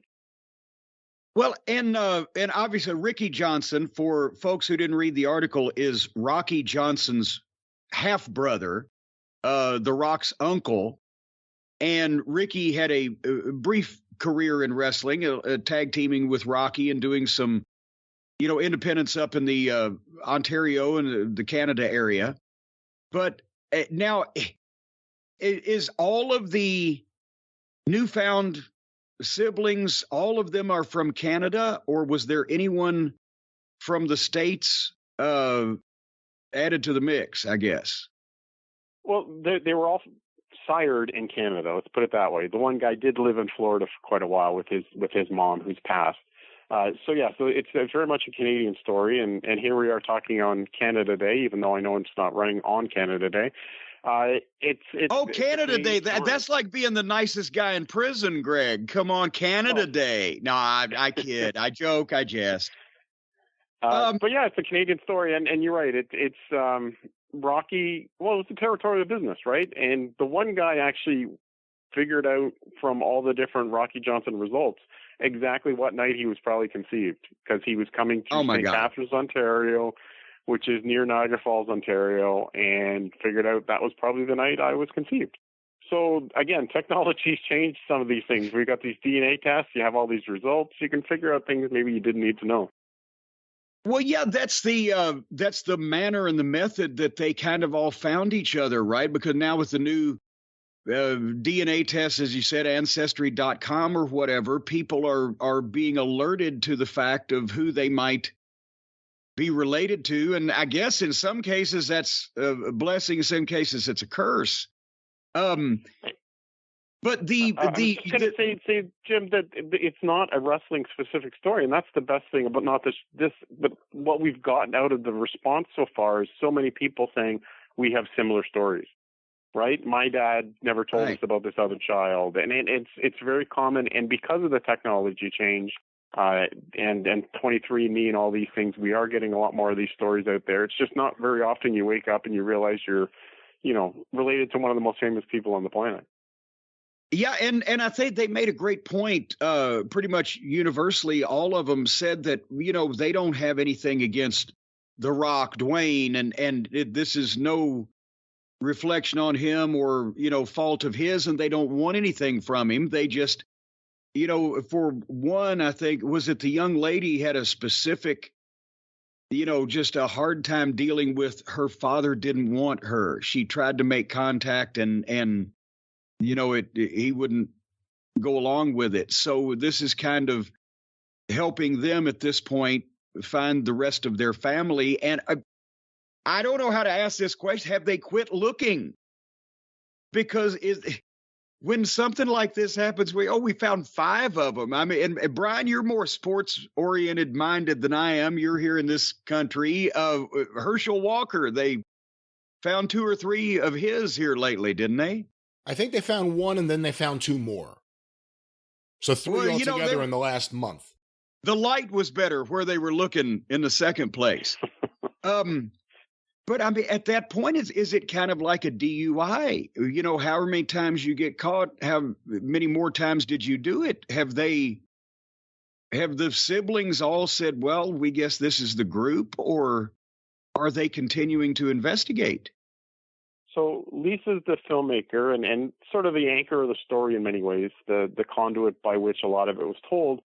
And she is a very spiritual kind of person and in touch with nature and all those kind of things. And she's adamant that there's at least 2 more out there. She thinks they're probably down in Georgia. There's some familiar ties to that area from the other brothers. There were 5 brothers that all came from that family that Rocky was from. 3 were with one father and 2 were from another father, if I'm remembering correctly. And so, yeah, they did have some ties to Atlanta, where the last brother who was alive, besides Ricky, just passed away recently. His name was, they called him Bob. So, yeah, they think there's 1 more or maybe 2 more down in Atlanta, and who knows? there's another story that I'd completely sort of forgotten about, and somebody asked me about. Well, what about this woman down in California? So there was a woman in California who had basically presented herself to Rocky at an event and said, "I'm your daughter." And he said, "Oh, well, let's do a DNA test." And then she never did. So that still could be the case. Maybe this emboldens her to actually go do the DNA test. I don't know. But I suspect there's probably more out there. I don't think Rocky was a guy of many limits. Hey, Greg, if I could ask, where did that story come from, that Rocky was the one who volunteered to take the DNA test and she vanished? Well, that's what I heard from Rocky, if I remember correctly. But I mean, again, as your son becomes one of the most famous people in the world, I'm sure he had that happen more than once. Yeah. Just a wild guess. Also, I guess what I'm saying is the recognized children that Rocky had, you talked about the two older ones, were from his first marriage, and they were on record. And then The Rock, Dwayne, came along, what, 20... No, not 20, but at least 10 years later. Some of these children, or did all of these children happen in the interim, or did some come after Dwayne? Dwayne is the youngest of all of them. Absolutely, 100%. And so this was a 60s type of situation where all of the children were mostly born in the 60s. And, you know, because I'm just thinking, you know, the thing is, The Rock on Young Rock, or The Rock in any interviews, he never tells stories about the Carolinas. And Rocky Johnson as Sweet Ebony Diamond was a big star right before he went to the WWF in 83, 84. He was a big star in the Carolinas under the mask. And The Rock has no stories for it. And that was probably, with the exception of the WWF run, Rocky Johnson's last big money run. He was a big baby face. You saw him in Toronto, did you not, at that point? Well, he was definitely up. Are you old enough? But well, I this is the embarrassing part. I didn't get into wrestling till Hulkamania ran wild all over me. Ah, son of a gun. I know. Well, at least he didn't come all over you like with God's wrath like Miro does. Or Rocky, apparently, but okay. Yeah. Oh, boy. Well, anyway, but I'm saying, you know, Rocky Johnson was a big baby face, spent a lot of time in the Carolinas. The Carolinas had lovely women. A lot of time in Tennessee.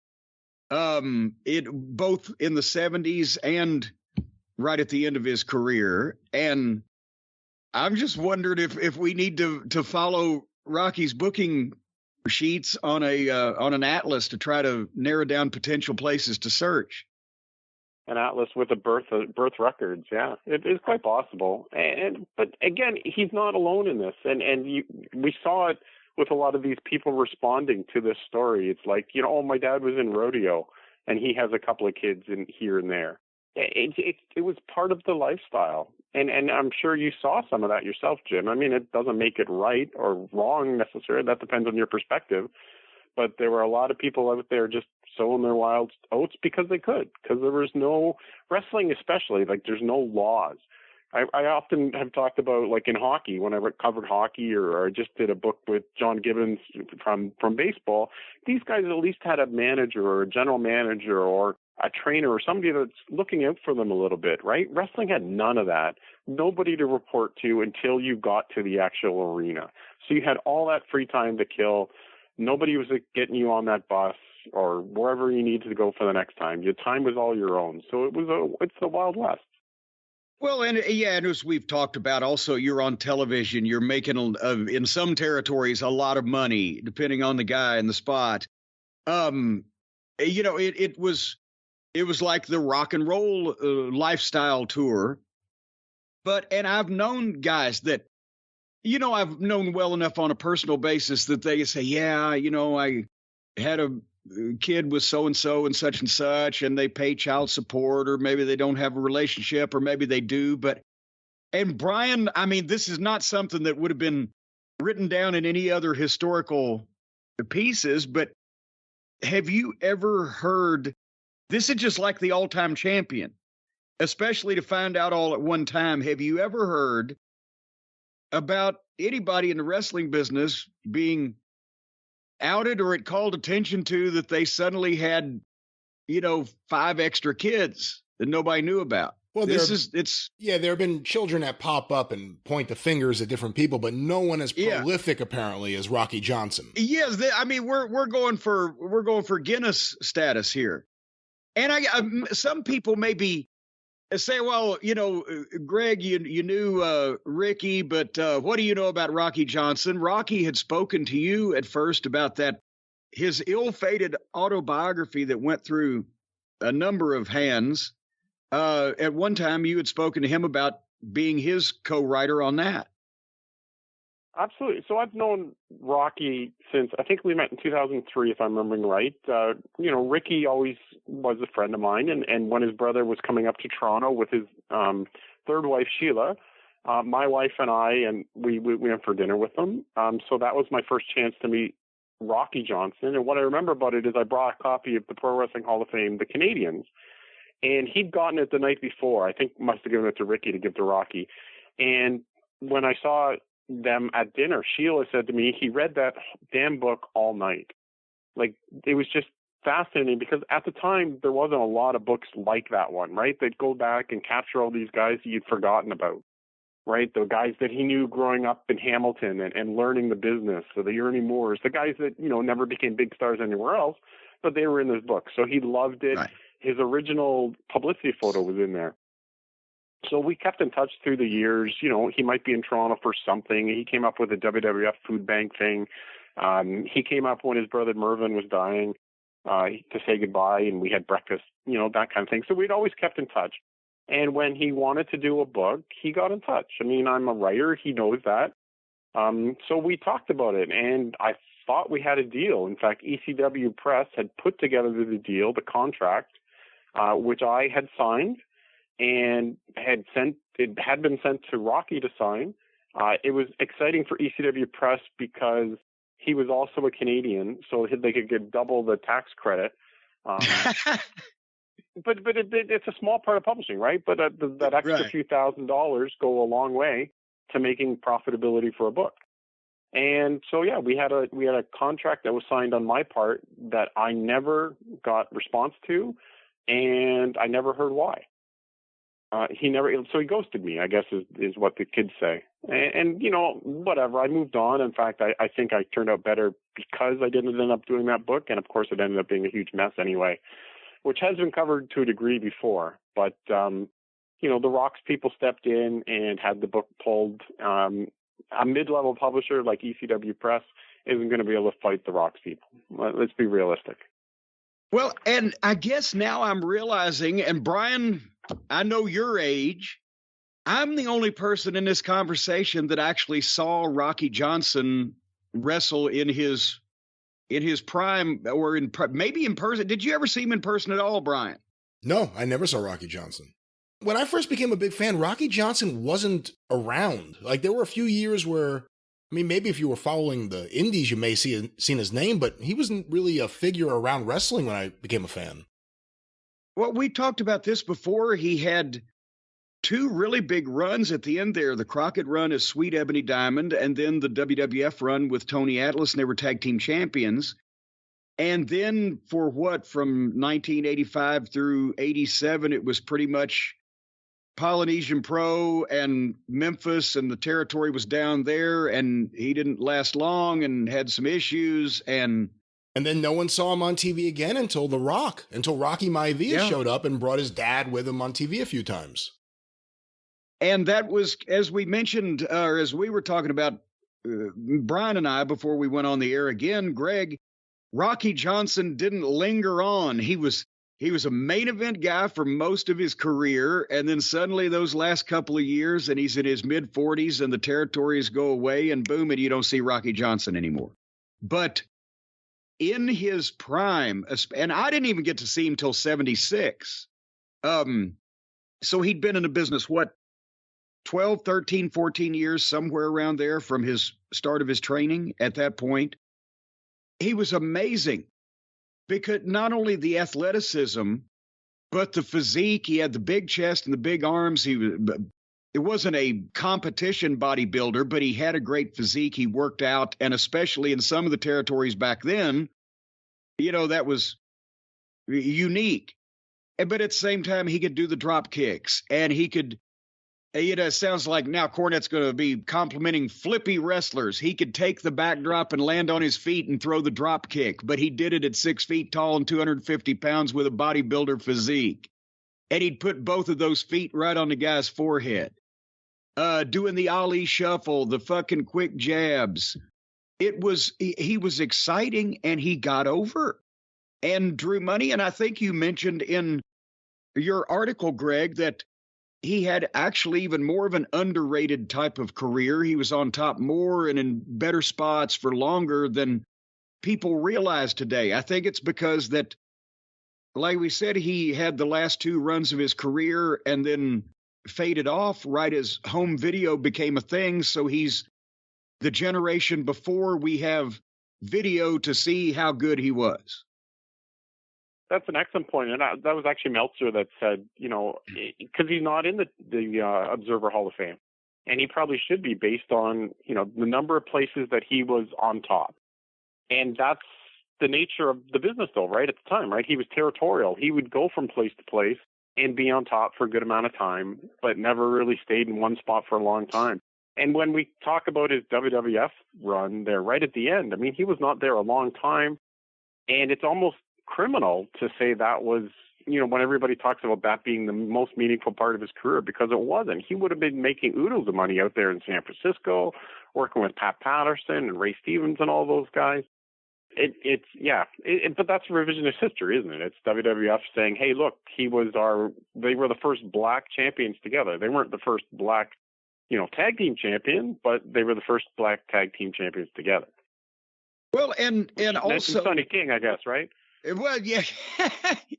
And hey, Strongbow was Italian, as that doesn't really count. But you were going to say Native Americans for another minority, and then you remembered he was Italian? Yeah, well, yeah, I was going to say they could have been the Black and Red Express or whatever. But Strongbow's Italian, so that's right. Nevertheless, and yeah, that is one thing you bring up, that Rocky Johnson. It was not. I think a lot of the romantic stories of nostalgic days of Rocky, the Rock's youth on Young Rock, center on Rocky Johnson not making any money in that last run in Memphis in 1987 when everything sucked. Or maybe not making any money in Polynesian Pro because by that time there wasn't really money out there, or whatever. The flea market one, yeah, like the flea market, yeah. Now too, yeah. But like you said, in California and San Francisco and Los Angeles, Rocky Soulman Johnson in the 60s was a huge deal, and he was on top for Roy Shire, and he would have made big time Cow Palace payoffs. And of the way that he came into Tennessee, we've told his story, but it's been a few years. We've got a lot of new listeners. You probably know, but Brian, you remember. But the same month and year that Muhammad Ali fought Antonio Inoki in Japan, the only boxer versus wrestler match that actually made money was Jerry Lawler versus Rocky Johnson. Because Ali and Inoki, as everybody recalls, ended up being not only a critical failure, but a financial flop because nobody gave a shit, except for in the Northeast where Bruno came back to, get revenge on Hansen. But with all the publicity in the papers, Jerry Jarrett said, I got an idea. And he brought a boxer into Memphis to face Jerry Lawler, boxer versus wrestler, Rocky Johnson. And he got this on the news, the actual local television news in Memphis, Tennessee. Boxer Rocky Johnson from Houston, Texas, with a such and such record. He's been a sparring partner for George Foreman. And he's going to face Jerry. And they drew over 10,000 people at the Mid-South Coliseum based on the Ali and Inoki publicity for a fight that nobody in Memphis wanted to see. But they bring in a guy that's been a wrestler for 15 years, call him a boxer. He'd never wrestled there. Nobody knew the difference. And put him against Lawler, and they fucking did 10,000 people. So then all of a sudden after that, Jared said, fuck, we're going to teach him how to wrestle. Within a month, wouldn't you know who won the pony? He had trained to be a successful professional wrestler. With only 4 weeks experience, he's back wrestling Lawler. And they drew nothing but money. But you could get away with that back then. But it was from that point on, Rocky Johnson was a name in Tennessee. He came back again a couple years later, when Lawler was out with the broken leg and they were trying everything. But he always stayed over as a drawing card in the Tennessee territory. And one of the few outside guys really to do that. It generally, as a top babyface, you had to be a homesteader. But he did it. That's not even a question, is it? Yeah. No, it's fascinating. I mean, he just loves telling the stories, but I think Rocky had that ability, right? Like, he knew he could draw money, and he did have some legit boxing skills, right? He wasn't immune to it, and had met those guys along the way, the different boxers, and so it worked, and that's a credit to the Memphis guys and Rocky being able to adjust at that point in his career, right? It is a little later. He'd already done and also he was actually a better worker than any greater boxer that ever got into wrestling afterwards. So, it's mutually exclusive skills, but he could work boxing better than the real boxers. He also never pandered, and that's one thing they did get right in the Young Rock stuff, is he never did the typical African-American shtick, right? They never did the watermelon stuff with him or this and that. So he stood for what he believed. Now, this has been talked about before, but I mean, racism in Eastern Canada, Nova Scotia, where he's growing up, it's not that it didn't exist. It's just it's going to be a different racism than if you grew up in Mississippi or Tennessee or something. So he came at it with a different perspective as he moved across the country and the world, really. But I mean, because he traveled across Canada first, I think he really got emboldened, right? He understood what he was doing, moving from Hamilton to Toronto to Calgary to Vancouver, and his trips back east to work out in Atlantic Canada. So he was already a developed wrestler before he went down to the States and started working in LA and San Francisco. So he had confidence about him that he was able to say to a promoter, no, I'm not going to be your step and fetch it, or that kind of thing, right? Yeah.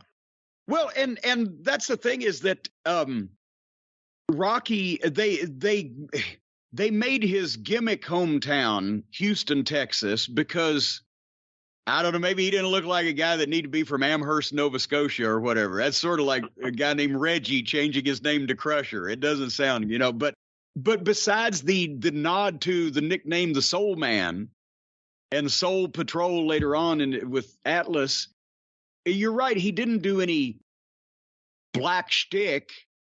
And like you said, because he was Canadian, he had, it wasn't part of his vocabulary anyway.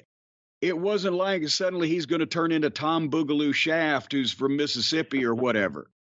So he was a black baby face that got over, like in Memphis, where there was a heavy African American population, but he wasn't doing goofy shit. He wasn't doing stereotypical shit.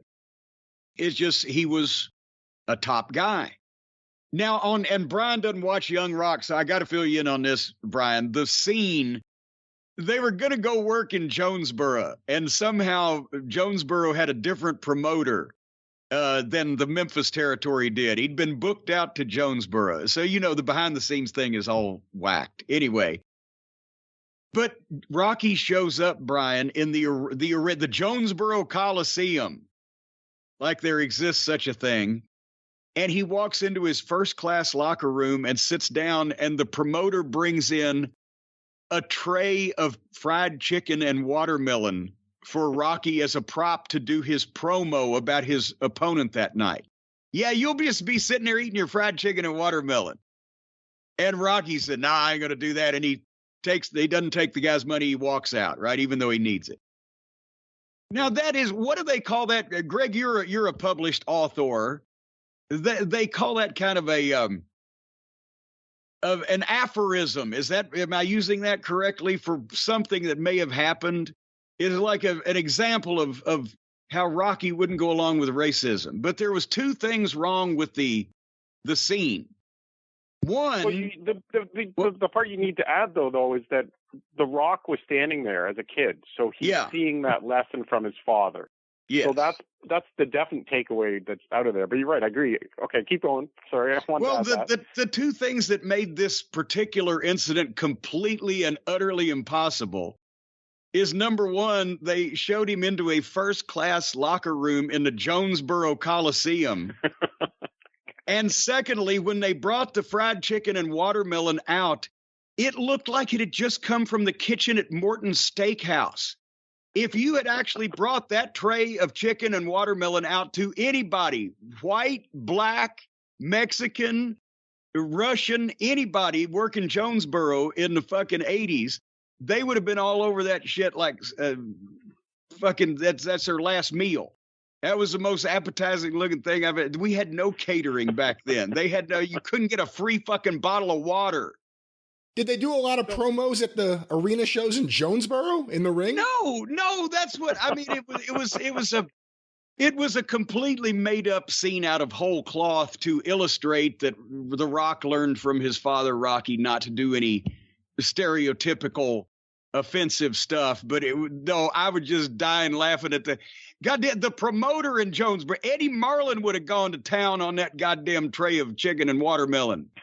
It was a great, because if you'd ever been to the concession stand in the Jonesboro Legion Arena, or later the Earl Bell Community Center, which apparently was what was passing for the Jonesboro Coliseum.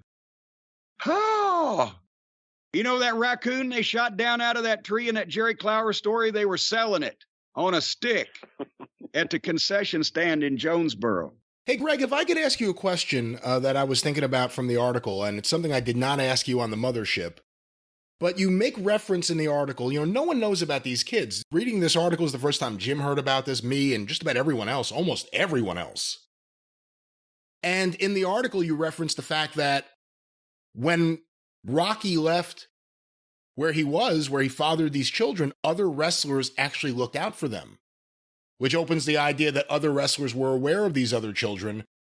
Do you know what wrestlers were actually aware of or looked after Rocky Johnson's children when he left the territory? So there was only the one instance where this really came up. So where Lisa Purves is the one that was the filmmaker, and she's sort of the center of the article just because she's like the strong one, but telling a documentary of her own story and her own progress trying to get through this. And as Jim alluded to, she's had all kinds of issues, depression, trying to deal with, the lack of a father figure. So her mom lived in a place right across the street from basically where all the wrestlers lived, right? Like in Vancouver, they had like a little, I guess you'd call it almost like a townhouse or a flop house, right? Where the wrestlers would be coming in and staying for their short amount of time and then leaving instead of having to rent spots. Because Vancouver was very much a territory where the guys would come in and maybe then go to and then go to Japan, or then go down to Hawaii or wherever, because it was a good transient spot. You could have guys there for a week and then they'd move on somewhere else. And then you'd still have your homesteaders. So she met Rocky at one of those spots and they started dating. So she already knew the other wrestlers that would be staying at this, house next door.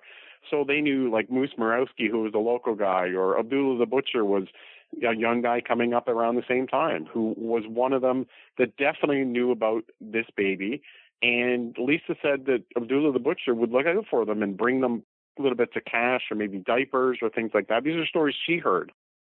Years later, when Lisa tried to get in touch with Rocky, Moose Murawski, who's gone now too, actually went to Rocky in Hawaii and said, your daughter is trying to get in touch with you. Can you please, do it? And so he did that, but Rocky said no to him and said he didn't want to talk to Lisa. So I'm just trying to remember how Lisa explained all this. But the fact of the matter is that he went home and said, oh, I didn't do it to Lisa, so he was protecting her. He didn't. Instead of having to tell her that Rocky wanted nothing to do with him. Yeah. So, I mean, there's that aspect out there for sure, where certainly lots of wrestlers knew Ricky knew that his brother had a few other kids. They didn't know about them all, nor could you. A lot. But yeah, it's quite fascinating. And Lisa, having gone through all that, that was the one example that comes up when you think of that, when you ask me that question there, Brian. Has there been any pushback at all from the Rock's camp about this article? I mean, this is a pretty mainstream appearance. Sports Illustrated, still a big deal. Any pushback at all? Not pushback. The Rock's people were informed about all this at least a month ago. And I know they had talks with people higher up at Sports Illustrated than I am, and certainly my editor. And so he was feeding stuff back to me. So they knew about this, but they also knew about most of these kids at least since Rocky's death. So none of these people were really news to the people in the family or, in general. It was news to the public.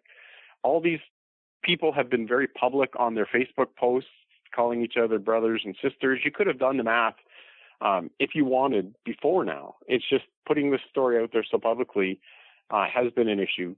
The one son, Curtis, who was from the first marriage to Una Sparks and lives in Toronto, he's been a little upset by it all. But there's no leg to stand on, right? There's nothing actionable. You can't defame a dead person, number one. But, I mean, what's there in there that's bad to Curtis or to Wanda? It's just presenting the facts of these other children. And again, they're not asking for anything. They're not saying, hey, Rock, you're our brother now. Fly us down to Miami. Buy us a house. You can film it. They're not. Oh, come on now. He likes there doing are that. a lot of people expecting that now, yes. You can't expect The Rock to spend all his money on film crews. But here's the thing.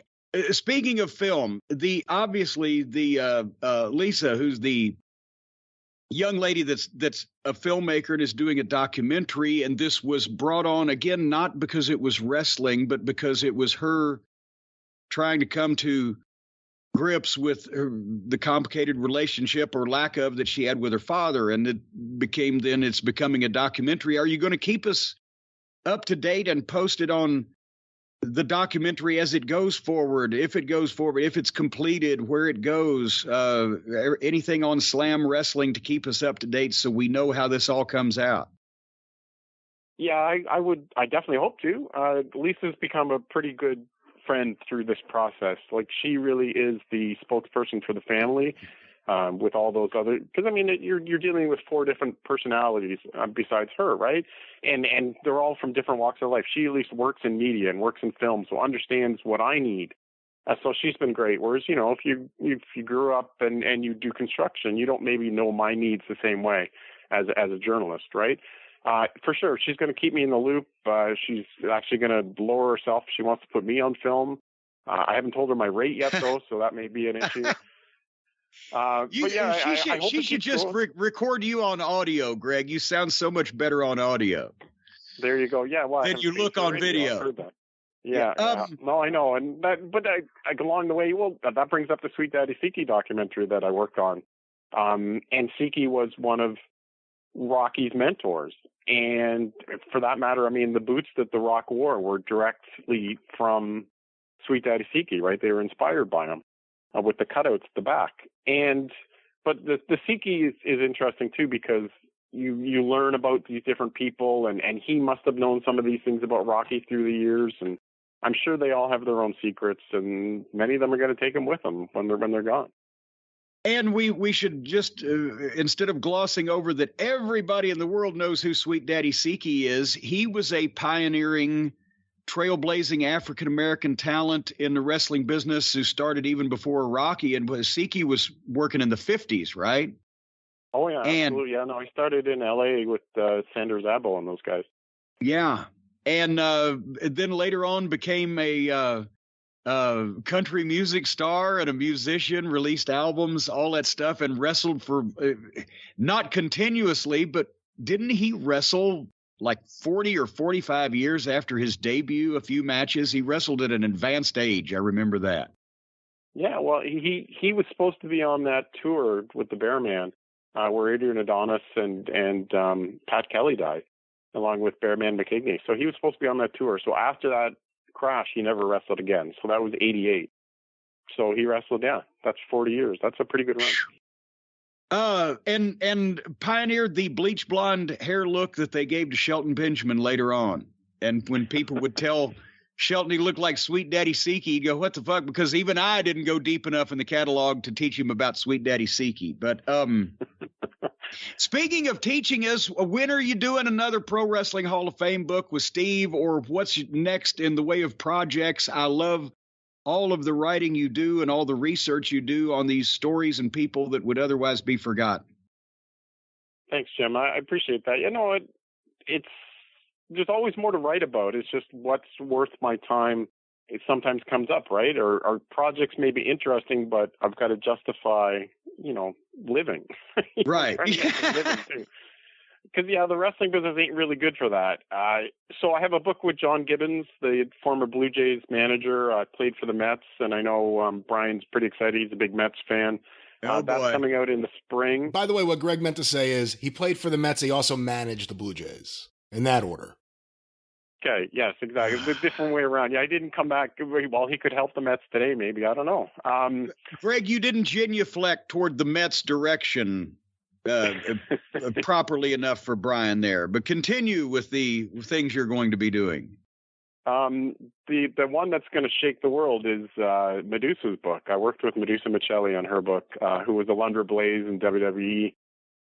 She has a remarkable story on its own, but the fact that she then went from pro wrestling into monster trucks is insane. Yeah. There's never been a book for adults on monster trucks. So we're breaking all kinds of new ground there. So I'm hoping it ends up being a little bit like the Mick Foley idea, where, it gets mainstream attention to something that's never been out there, because I've now met and talked to a lot of these monster truck people, and there's certainly possibilities for more books out there. Other than that, I'm not exactly sure what's up wrestling wise. So I'm always open for the next idea if it's going to make me a few bucks. The Resi book did pretty well, and, you want to keep plugging away. The Slam stuff continues to write itself, right? One week we may have a great story on Ranger Ross, who nobody ever writes about. And then next week we have something on some indie person you've never heard of that just has an interesting story. I like the ability to do different things and not chase the same old rumors and just be a tweet machine like so many of these sites are these days, right? It's actually talking to people. Like, that's probably some of these great sites are out there doing good work, and others are just, they're compilers, right? They just retweet things, or they just collect things that other people have done and never broken new ground. And we continue to break new ground on a regular basis at Slam. And and like we always say, if news breaks, we take it back and get a refund. And when you mentioned Ranger Ross, I just got to tell you this real quick, because it reminded me of Bobby Eaton. Anything that reminds me of Bobby Eaton is fucking hilarious. But Ranger Ross, as you know, he was in the service, and he was in the invasion of, or at least this was the story. And I mean, I never know anymore, right? I believe these things because they were telling the boys, but he was in the invasion of Grenada, and he was a paratrooper. And then, of course, that Ranger Ross, right? And he was very military and tried to portray that, and wasn't a bad worker, but just one of those things in WCW, it didn't make it. But when he first got there, right, and they were first telling a story, he walked in the locker room one night, and Bobby Eaton looked at me and said, "Hey, Corn, did you hear that they dropped him out of a helicopter in Grenada?"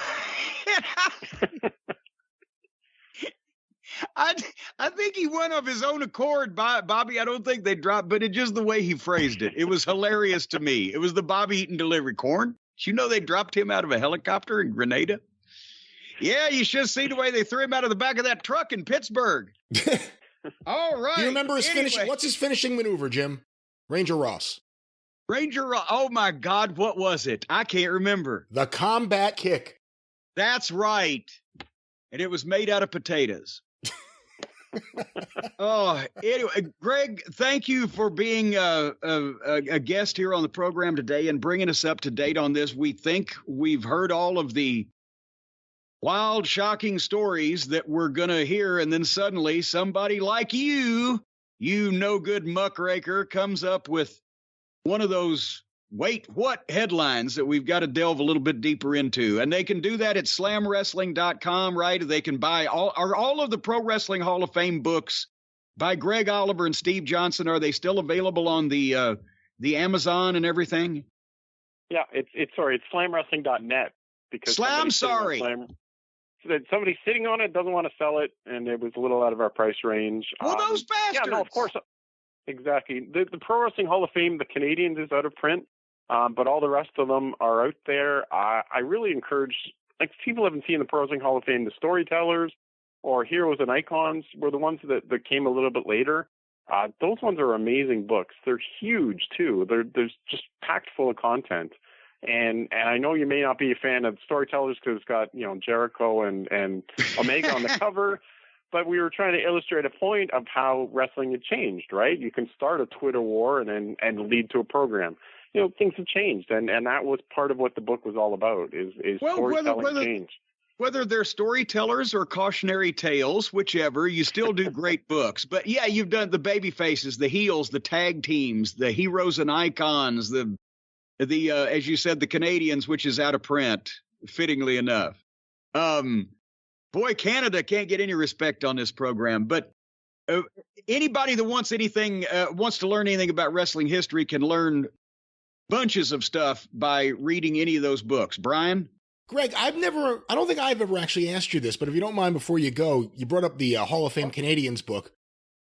What is the story about what happened with you and Bret Hart? Was it about that book? Okay, well, yeah, this is going to go another couple of minutes then, but that's fine. Long story short, Bret was not happy about the Pro Wrestling Hall of Fame, the Canadians. And he was ranked number 14 all time. There's no question in anyone's mind, as far as in my mind, that Whipper Watson was the greatest Canadian wrestler of all time. He was our Gorgeous George. And if this does not explain the differences between the U.S. and Canada, I don't know what else was.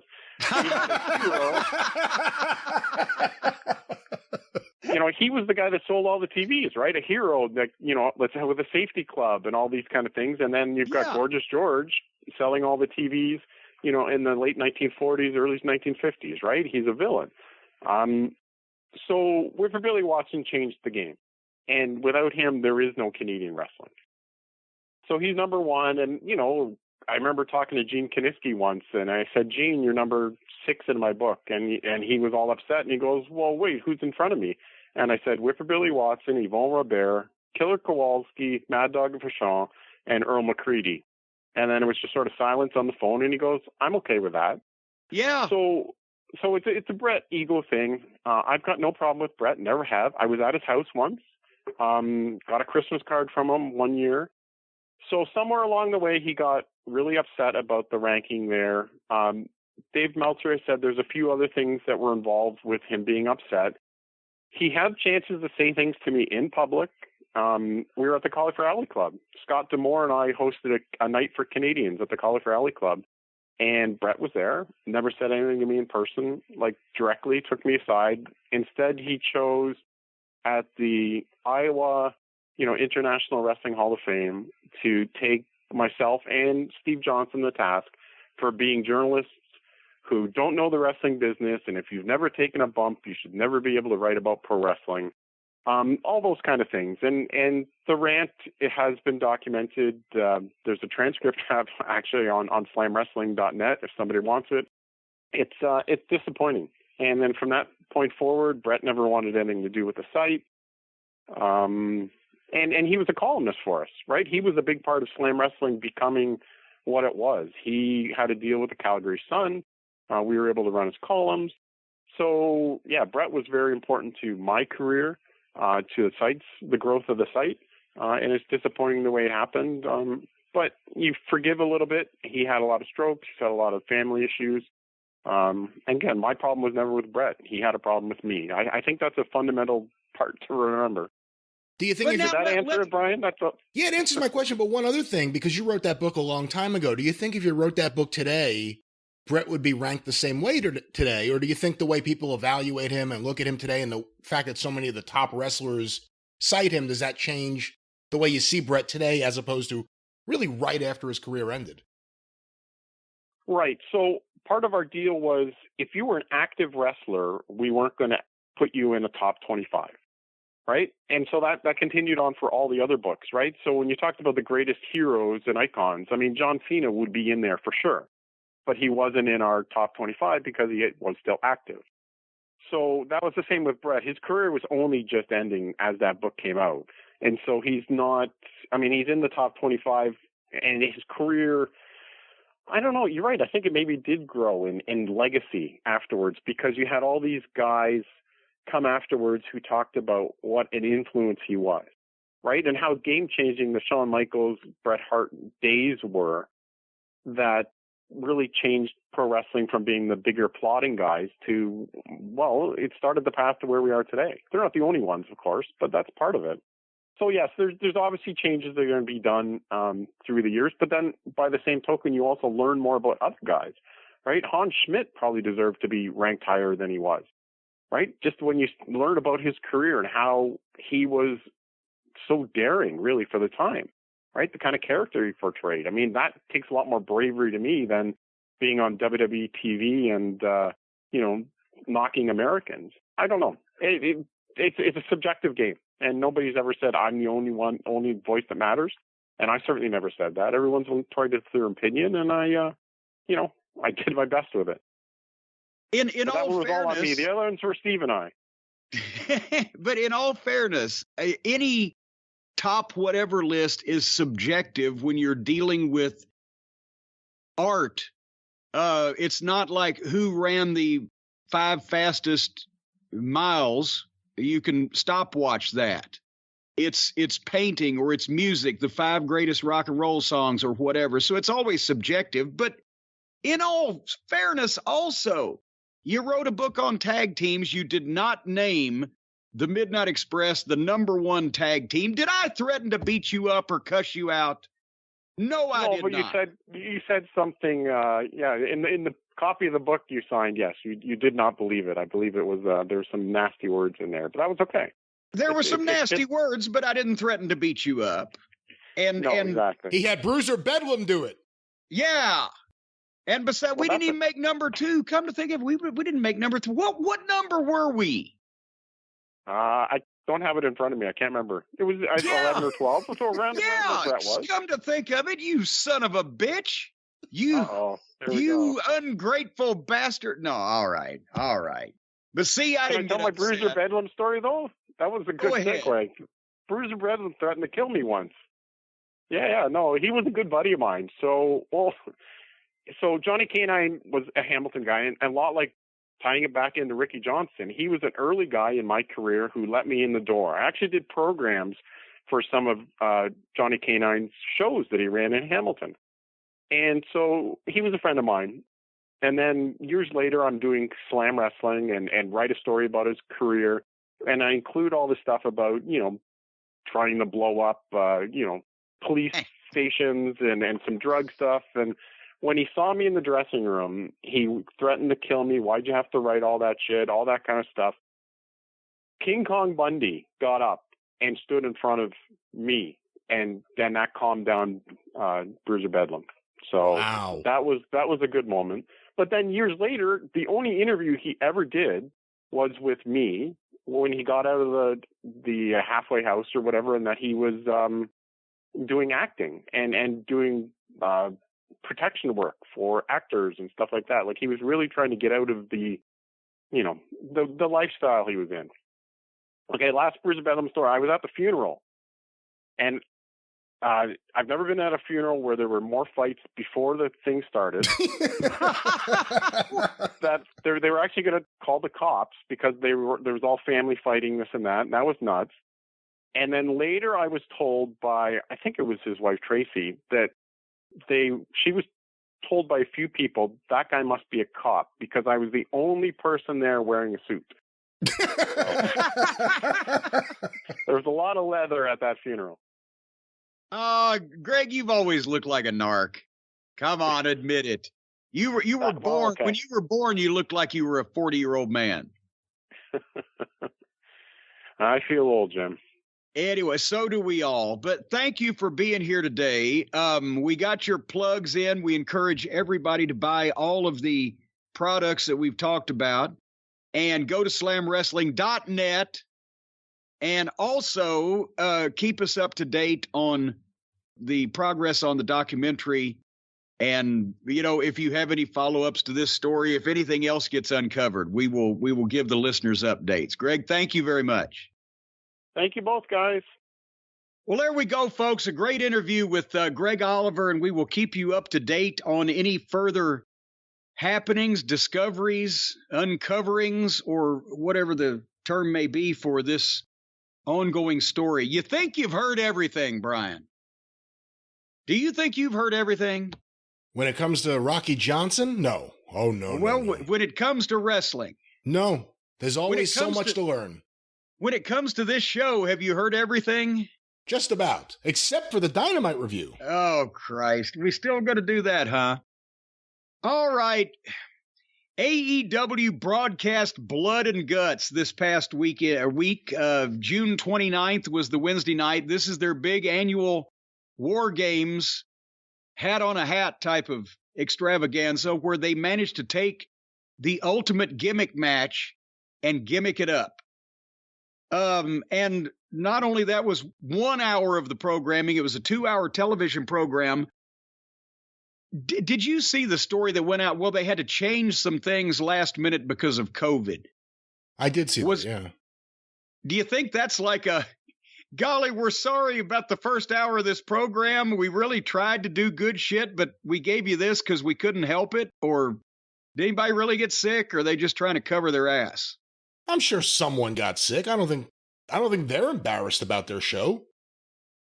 Well, I don't think they have the common sense to be. But nevertheless, I was embarrassed for them. Let's talk about Jim Ross is now on the second Ross. Jim Ross is now on the second. They're on the second Jim Ross. They got rid of the first one, put in a phony. He's on the second hour of Dynamite, and now he's hosting Rampage.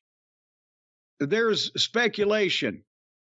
Is JR getting too grumpy sitting through 2 hours of bad wrestling so that by the end of it, he's just like, oh, fuck, get me out of here.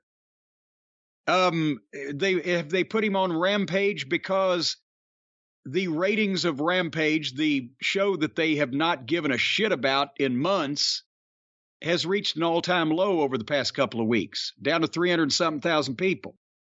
Is that possibly a ploy to get JR back on or get him on that show to get some of the viewers back? But no. Otherwise, they had Taz, Tony, and Excrement start the program, and I'd love to hear more Taz anytime.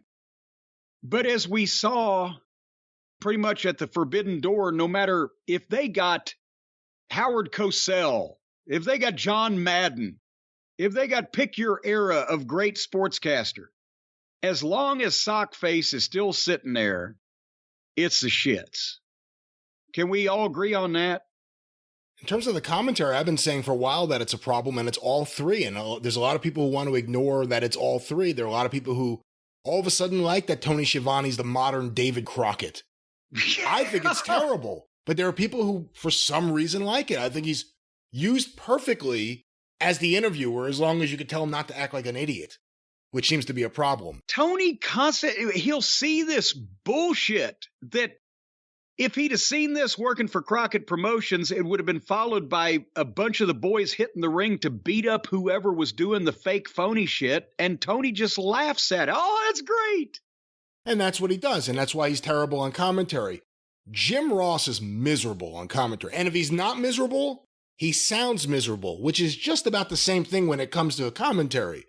And I think if the idea, because they did it on the pay-per-view, and then on Dynamite, he came out for the second hour, which ended up being the main event, the entire second hour. The idea of bringing out Jim Ross for either just the second hour or just the main event may be the single best way to use him. He'll get a pop every time you hit that music and the fans get to cheer for him because he's a legend.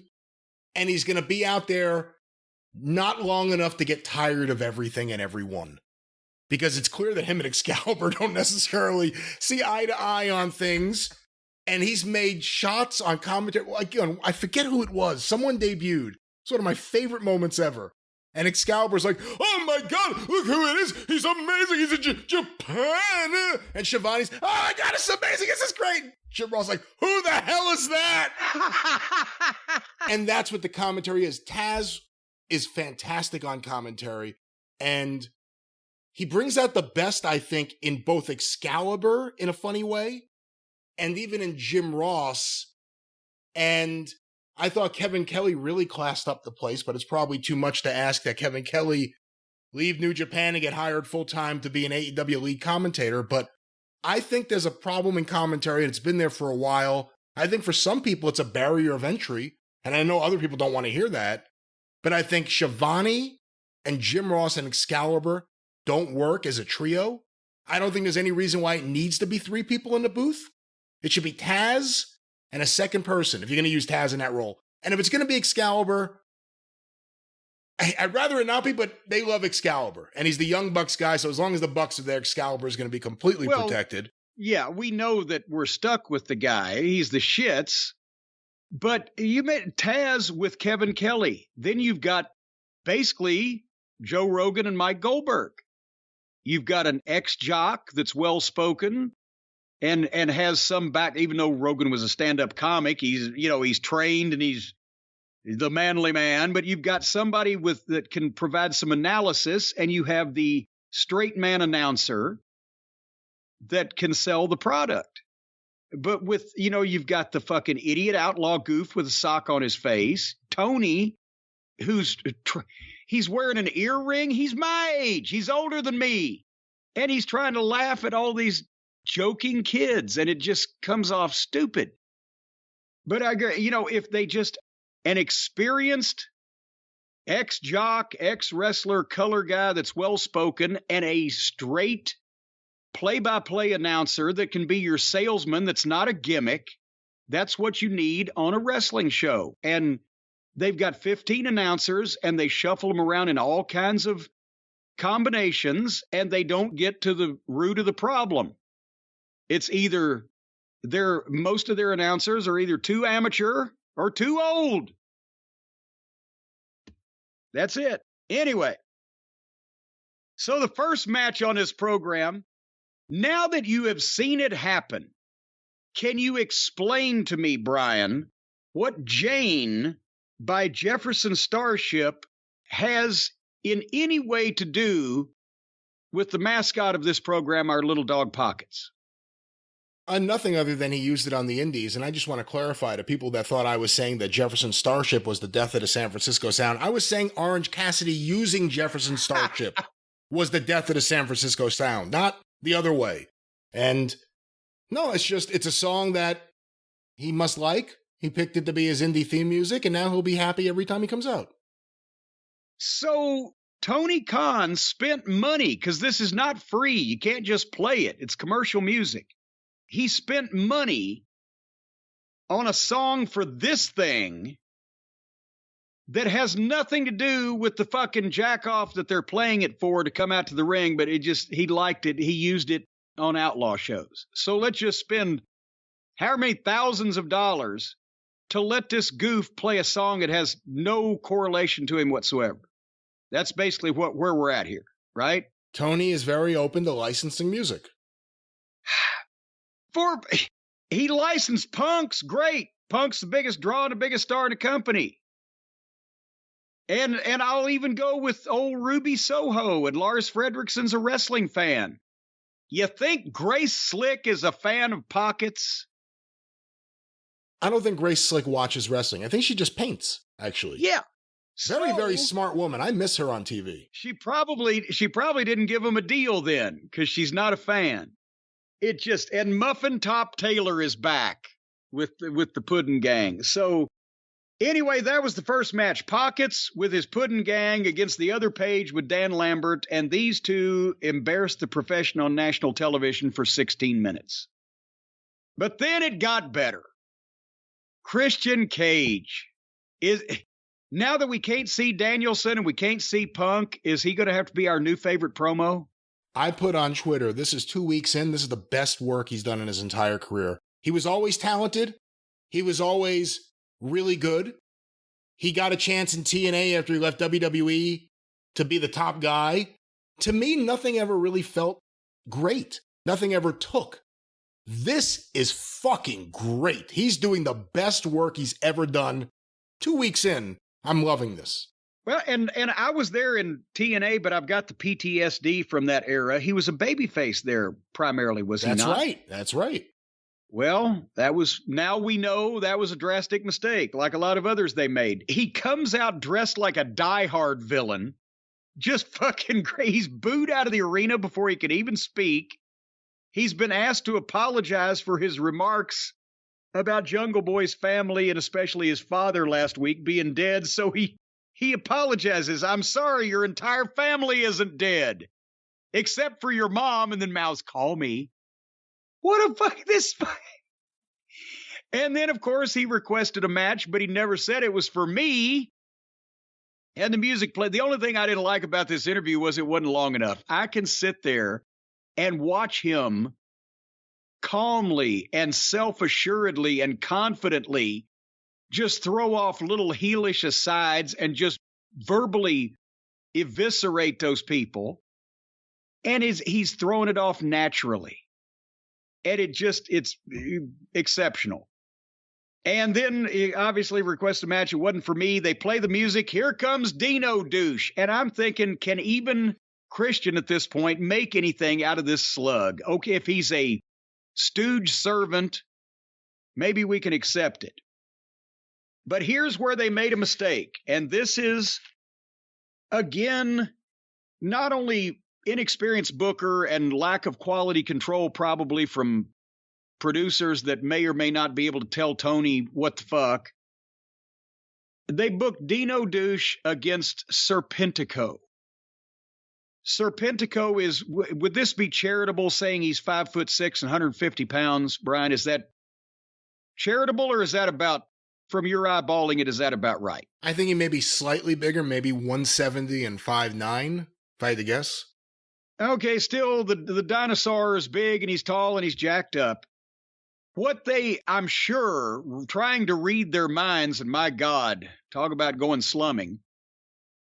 What they thought was, well, if we put Dino in with this little guy, then he'll look even bigger and it's going to be a squash match and he's just going to beat him and blah, blah, blah. And that'll get heat on Dino. Here's the problem why that's exactly incorrect. Because this guy was so not only ridiculous looking to be put against Dino, but also from the time that the dinosaur got in the ring, did you see Serpentico doing the fake acting, I'm scared, comedy acting scared? Yeah. Oh, putting his hands up, oh no, and cringing. When you put a monster heel against an underneath baby face that looks good, that he doesn't have to be big. You want the big guy to be wrestling a littler guy, but not going to comedy small. You get a nice, good-looking kid, underneath wrestler, baby face with a nice smile and a decent physique. And when the monster heel beats that kid up and squashes him, it gets the point across. It makes the monster look like a monster, makes him look like a big badass, like he can do some damage. And people might have a little bit of sympathy for the guy that's getting his ass kicked. But when you put a monster heel against a little visually comedic jack off like that, that's not only visually looks like comedy, but is acting funny, like I'm not really scared, but I'm going to act that way. And then the monster heel starts doing big moves to this little guy and throwing him around. That's another reason they put him in there, because he can throw this guy far. But then you get the fans behind your heel. Because yes, this shit looks impressive. Look how far he threw him. Look how easy he picked him up. Those are cool moves.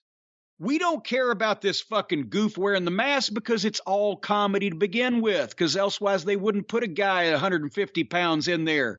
If it was serious, he wouldn't be acting funny. It wouldn't be another masked guy when you're pushing the masked star and you put him in with a masked jobber. Now you got two masked guys. The whole thing was visually and or psychologically set up to make the people cheer for the heel and his cool moves instead of being mad at him and booing him because he was abusing someone of lesser physical capability. It looked funny visually. It was performed comedically. Therefore, the people cheered the guy you're trying to get them to boo.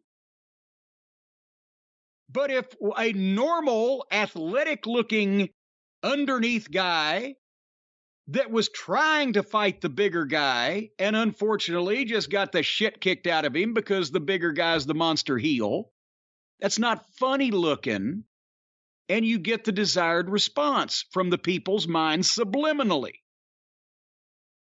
How can something that simple be over these people's fucking heads? Well, who's in the back that's going to say that? That's how. Quick win with the snare trap. And then he choke slammed the guy on the floor, flat of his back on the floor. With their injury rate, it was necessary to get further heat on Dino now that he's more popular than ever because he beat up this little comedy guy. It was necessary to choke slam that guy on the floor, too. So hopefully we'll never see the guy again. Then we know the choke slam on the floor was deadly. Beyond the actual things like that or the bad acting in the match, what do you think about the idea of Luchasaurus coming out there, new outfit, dark outfit, and now he's a heel with Christian Cage? I like it. I like the fact that Cage has a big monster stooge that will do his dirty work. I don't know how that they are going to explain that Cage is able to persuade Dino to do all these things now and turn on his back on his friend Jungle Boy. Maybe are they holding him? Are they holding Dino by a contract like they were holding Wardlow? He's got to perform against his will. Who knows? If the guy would listen, we've established that the dinosaur is a fucking mental idiot because he's got all the tools in the world to be a top star in wrestling.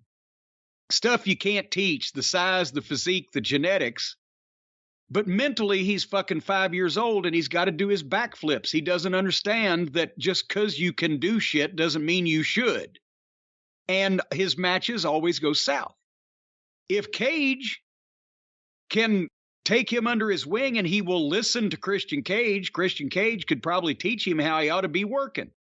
But I don't think there's no evidence that this guy listens to anything because he's been at one point or another in every developmental program and ain't made it yet.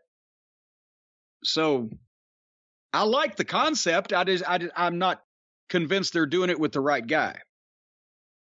It'll be interesting to see also what they do when Jungle Boy actually reappears. I don't know how long he'll be out, but obviously he wasn't there at all this week. And then I guess he'll go through Luchasaurus to get the Christian Cage. Oh boy. Talk about going around your elbow to get to your wrist. But I hope he doesn't show up with Marco. Can you imagine? No, I think they get away from him just because he was an insult to the profession and an embarrassment to television and just a whiny little piece of shit on camera. They never actually ran him off until people accused him of being improper with the opposite sex or something, did they? I don't think that had anything to do with it, and they never even ran him off. They just stopped calling. Yeah. Oh, maybe, I'm sorry. It was the other guy that forced... His brother, I think, it did something, right? It was the other guy that... Well, it was his brother did something, and it was the other outlaw guy that forced Dwarf Dong Sucker to suck the dong in the ring, and whatever. So there was Tony Schiavone with an interview in the back with Wardlow and Scorpio Sky. And we left him off the list. Scorpio Sky's injured, too. He hasn't wrestled in over a month. He's got some kind of injury, even though he's still the TV champion. And again, I want to reiterate, they should have had Wardlow squash him in LA for the TV title the night after the MJF match, or the Dynamite after the MJF match. Right. But they didn't. And now they did a promo face-to-face where Tony said that they had agreed to no physicality. So now they have had so many constant one right after another, physical attacks in the backstage interviews, that they have to differentiate the interviews now by saying, you guys have promised you won't fight in this one. You've done something way too much when you have to start a segment by telling people that they're not going to see an angle. And then they talk to each other and they want to fight. And Wardlow wasn't bad here. But then Scorpio Sky says, okay, for the TV title next week in a street fight. They can't just have a match. Now, is this the first time they've ever wrestled each other? It has to be, right? Well, I don't know, because Scorpio Sky used to be a babyface, but I just don't remember any interaction between the two of them. But Wardlow hasn't wrestled that often on AEW television. No, he hasn't. So I'm saying I'm pretty sure that, they may have wrestled somewhere in Oshkosh, Wisconsin at the fucking farm center. But on television, they've never had a match before, and their first match is not only going to be for the title, but it's going to be a street fight. For what reason? The reason to have another no DQ match? Lazy booking. Well, let me ask you, though, before you declare it lazy booking, if Scorpio Sky is indeed injured to the point where he can't work a regular match, but they want to have Wardlow go over him for the belt one way or another instead of just awarding him the belt or another interim belt, would this be a way around that? Okay. If I want to get the belt on Wardlow and Scorpio Sky is injured, am I going to have Wardlow fucking surprise Scorpio Sky, possibly due to some inadvertent distraction by his Putz manager, Dan Lambert, at the improper time, and Wardlow does one move and beats him? Or am I going to send the guy that's injured out to have a 10-minute street fight and still get beat?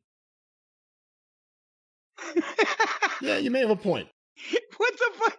He's hurt. So let's not have him have a regular match. Let's put him in a street fight.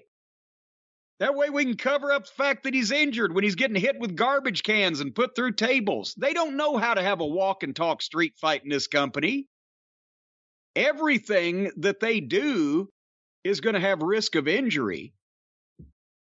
So next week's a street fight. Hey, let me ask you this too, because it looks like I'm going to guess Wardlow is going to go over Scorpio Sky and win this TV belt, and I don't know what else you do with Scorpio Sky right now. Ethan Page, I feel like every single time we've seen him on TV lately, he's been losing, and losing to Miro is one thing. Lost to Orange Cassidy on a body slam on this episode. Clearly, he's not right now in their plans in any way. Would you consider at this point getting rid of Lambert? Because he's not bringing anything to the table, and I think the AEW fans are sick of him. Well, it's run its course because it never developed, really. He was saying at the start, the people hated him because he was saying the same shit that I said, which is saying the same shit that all wrestling fans that have been alive for longer than 10 years say, which is this shit doesn't make any sense and it looks like a bunch of children playing with each other. That's not any epiphany that somebody would have had after serious study. You look at it and you think that. For any fans of actual wrestling, the way it was for 120 years, this is an insult. Most of the shit that goes on this, it's either an insult or a head scratcher. So Lambert started out saying that, and naturally, all the people in the building that paid to see this shit don't want to hear that they got shitty taste. So they boo him.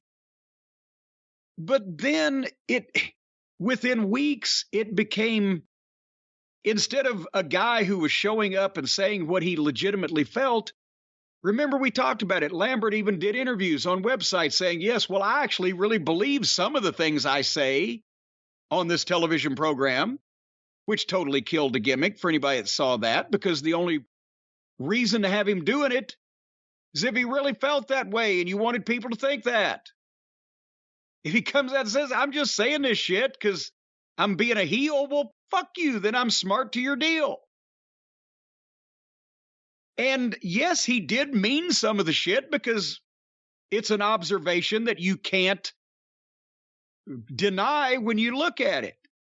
But they didn't give him any credibility. His guys, any credibility. They kept doing the same thing over and over after he'd already exposed that he didn't really mean it and he worked for the company. And he, and then it's just been the same thing, only not even really as pointed. And he started writing shit down and memorizing it. And then they put him with questionable fucking talent of various kinds. It was supposed to be a shooter group. So he puts in Paige and Sky in with the shooters. Even if they can shoot, that's not their fucking gimmicks. So nobody believes that. And then he gets, the green MMA women. Ty Conti gets a ton of heat with that bitch face, but did we discover she's one of the ones that can't work? I can't even remember. Paige Van Zandt was great to get heat until we saw her try to do something in the ring. So I think Lambert's, it's like everything else, but maybe even more so with the booking. It's all over the place, and it never came together as a reason why all these people would be together on the same side, interacting, whatever the fuck. That's what I think. That's just me. But you know who was next, Brian? Do you remember? Was it the FTR match? It was Max Caster and the Guns. Can you give me a beat? You know what? Hold on. I got one of my things over here. Let's find You only got one of your things over there? I keep both of my things with me.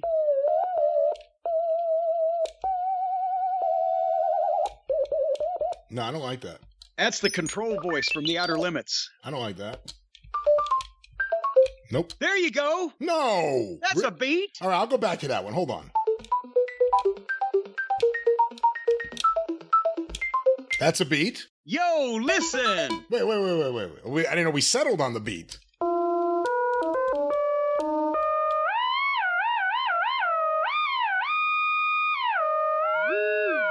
No. All right, I'll go back to the one you like. Sounds like my first ex-wife. Number Johnny 5? Hold on. Was this what you liked? Yeah. Yo, listen.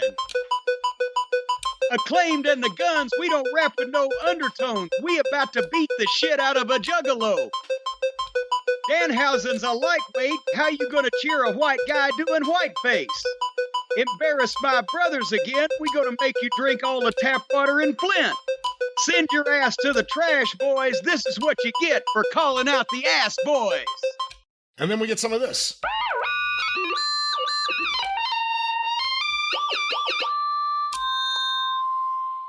Who says rap ain't music? We just did it right there. What do you think of before we move on from the rap, which you Yeah. just recited, what do you think of Max Caster's rap this week? I liked it. He's growing on me. He's obviously trying, right?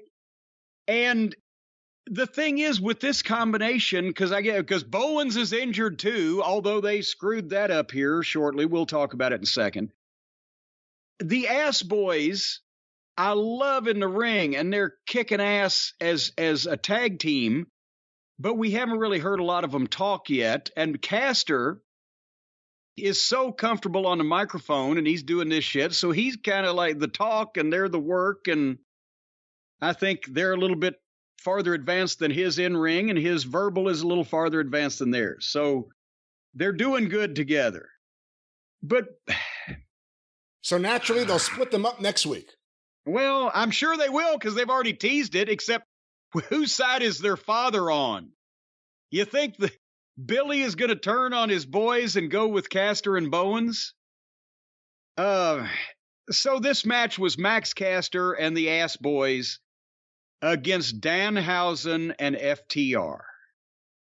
Because apparently the Ass Boys have been having problems with Danhausen, and they challenged Danhausen. So Danhausen comes out and does the promo, which if he was hosting a local horror movie theater, that'd be great. Or if he's doing some other type of show business. But as I mentioned before, from the first time I heard his first promo, I think this guy's funny, and I never want to see him wrestle because then I'll hate him. Because now that you put it in a wrestling context, what the flying French fried titty fuck is going on here? This is the first match I've seen, right? And you made me watch it. Well, first of all, I didn't make you watch anything. You asked me to watch it because, well, it's FTR. Tony Khan made you watch it. He's the one who booked it. Don't blame me. You told me, don't skip FTR and the Ass Boys. Just Danhausen's not in it much. Okay, let's be honest. I did say to you, don't skip this match just because you see Danhausen. Don't let Danhausen's involvement and whatever spell he has put on you dissuade you from seeing everyone else who shines in this match. All right. So Danhausen did a promo and brought out FTR, and I wrote then, this is like an expensive rock and roll fantasy camp where an amateur gets to duet with Robert Plant. Just Danhausen teaming with FTR in all seriousness, and we'll get to the worst insult later on. So, in my opinion, the Gun Boys, Austin and Colton, have the potential to be the best in-ring heel tag team in the business in a few years. They work hard, they get it. They're very animated, and when they smooth out and get a little more muscle memory on their experience, they're going to drop about the 10% of the animation that makes them look a little awkward, and the rest of the animation is welcome because nobody else does it anymore. But they don't just stand up and wander into something. They fucking charge into it. They stagger. They fucking do the drunk cell, whatever the fuck. They're working their ass off. When they get a little smoother, they're going to gear that back about 10%. They're going to be awesome. And obviously FTR is flawless in most everything that they do. They go to the break getting some heat on Danhausen, and they come back from the break, and Danhausen is trying to, quote-unquote, wrestle. And it has still never been explained, has it?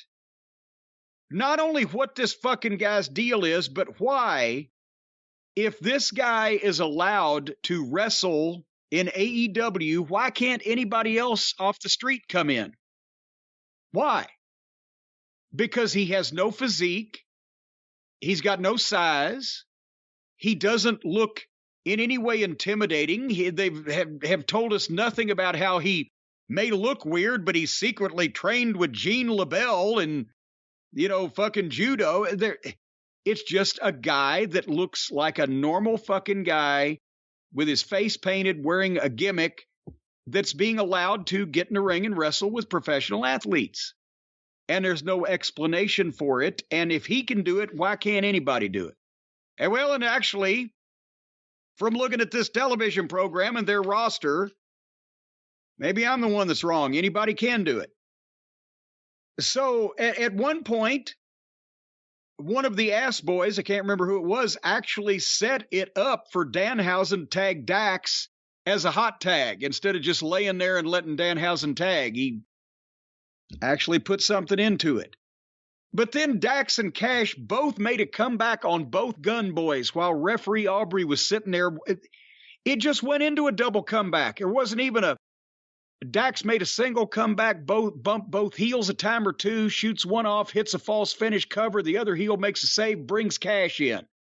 They just jumped in and decided to do multiple German suplexes on the heels. At the same time, referee had no problem with it. This is what I was so... They just waste everything. Danhausen signals he's going to go for the go to sleep, Punk's move. But Billy Gunn draws the referee, and Bowens, who's been in a wheelchair now for 2 months on the program, because he's really been hurt. Legitimately. His knee, I believe. So he gets out of the wheelchair, slides in the ring, stands up with the crutch, and swings it and hits his own man instead, or his own partner, his own side, and Danhausen covers him and gets one of the guns and gets the 1, 2, 3. So they wasted Bowens getting out of the chair. If they were going to, you could have done something with that to at least let these guys cheat and win once. But instead, he gets out of the chair and fucks up, and his team still loses. So now he's just a complete idiot. And you've got Danhausen teamed up with FTR, which again, let's throw fucking a Fozzy roadie in on stage with the Rolling Stones, and he's the one that gets the fucking pin. Not the tag team champions of every organization in the world except this one. And then, because the Guns and the Acclaimed lost, they got mad and started pissing at each other, and Billy Gunn shoves his own boys and takes the Acclaimed side. So now are we going to see a family feud between are they going to screw up everything we enjoy? What'd you see here? Well, let me first say it's really nice to see, considering what's happened the last several years. From the moment that music hits and you see Cash and Dax walk out, there's a confidence on their face that they haven't had. They know they're made right now. The fans anointed them. The Young Bucks were pushed. Other tag teams have been pushed. The fans decided on their own that FTR deserves better. And look at what's happening right now. The Gun Club, as I believe their Christian name is, have impressed me. You called it out first before I ever saw it, but now I've been paying extra attention. Forgive me for not knowing the names, and I'm not trying to insult them. But Austin and Colton. I was going to say the littler one. Is that Austin? Well, Austin is a little bit farther advanced than Colton. He may be the elder one. I don't know, though. And Colton's the one you said reminds you of Kurt Hennig? No, I think it was Austin. Oh, was it Austin? Okay. I wasn't sure. I was trying to watch the match and figure that out, but I was going to say Austin was actually really impressive. I thought Colton was the one you were raving about. They're both good. Max Caster has more personality and is so clever on the mic. I agree that he hasn't really shined in the ring as of yet. But he very seldom, he doesn't have a lot of single matches, and in these six-mans, he's very seldom in. And the other thing is, every one of those people that came out, and I'll talk about Danhausen in a second, including Danhausen, though, but every one of those people that came out, Max Caster, as soon as that music hit, that place exploded. And they were ready for it. They were into it. When FTR's music hits, place goes completely nuts. FTR's getting bigger pops than the Bucks ever have in AEW. Think about that.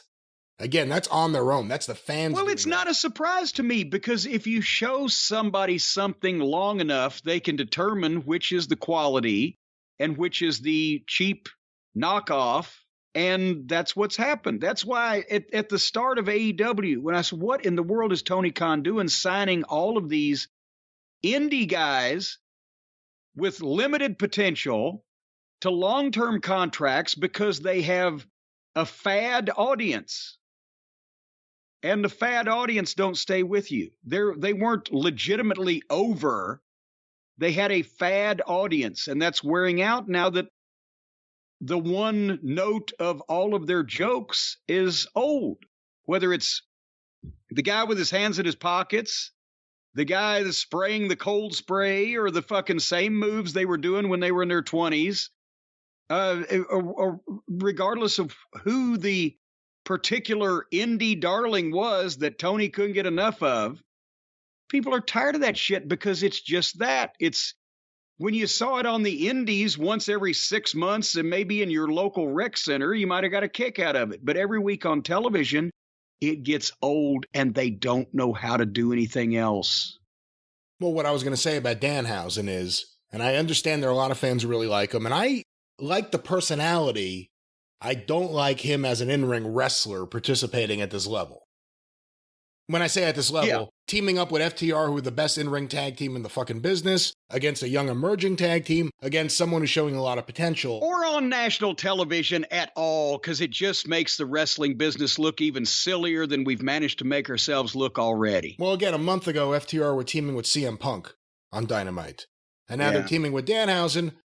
With that said, and I'm not justifying it in any way that's going to change your mind on anything, if the goal was, let's finish up whatever the hell they've done with Danhausen and the Ass Boys, which I don't know what that is, then I guess this finished that up. You got him on TV. People got to see him. I don't know if it was his hometown or something. And we'll move past it. I mean, but the first hour of this show, you had Orange Cassidy, and then you had Danhausen. I think it's the first time they've ever both been in a match on the same show on AEW. And we can hope it'll be the last. So coming up next, people we would like to see, or at least one, Jay Lethal was with Sanjay Dutt and old Satnam Singh, and they're promoting the Ring of Honor pay-per-view that's taking place on July 23rd. They are having a Ring of Honor pay-per-view, even though Ring of Honor has no television program, no talent roster, and all of its championships are basically now held by people in AEW. But they're going to do a Ring of Honor pay-per-view 3 weeks after the one they just did with the fucking New Japan guys that nobody understood. To be fair, and I'm not, again, justifying any of this, but one of the clips we did not play from the media scrum, Tony Khan addressed the fact that this is kind of the beginning of a relaunch of Ring of Honor, and he is actively working on trying to find them a television partner right now. So, well, good. And when they do find a television partner and start doing a television program, then they should do pay-per-views that they can promote on their television program. But since they can't promote anything on this television program besides chaos, how are they going to be able to keep it straight with people? Oh, now, that was a New Japan and AEW pay-per-view last week, but this one in 3 weeks is going to be a Ring of Honor pay-per-view, even though all the AEW guys are going to be on it because Ring of Honor doesn't technically exist. But that's why we've all got 15 championships, so there'll be enough belts to defend to go around. What the? There is no focus here on anything. And where is Samoa Joe? Jay Lethal's been saying, when are you going to come back? When are you going to show up? When are you going to fight me? Has there been any explanation for why the babyface that's being trashed and verbally talked about and diminished is not coming to fight this guy? If he's injured, we understand. If he's in jail, we understand. If he's fully capable of and ambulatory and able to move around, and why don't he come and fucking find this guy and shut him up?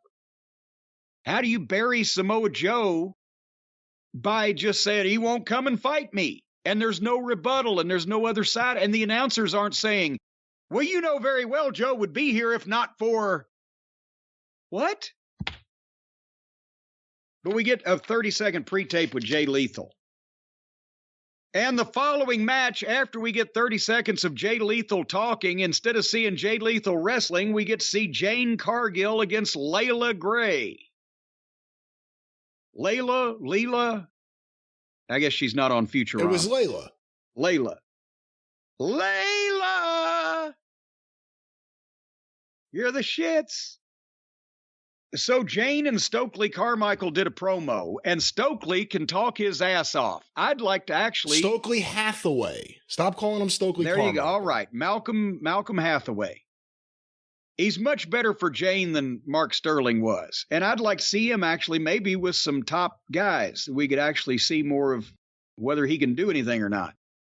But they did a promo, and then Jane beat Layla.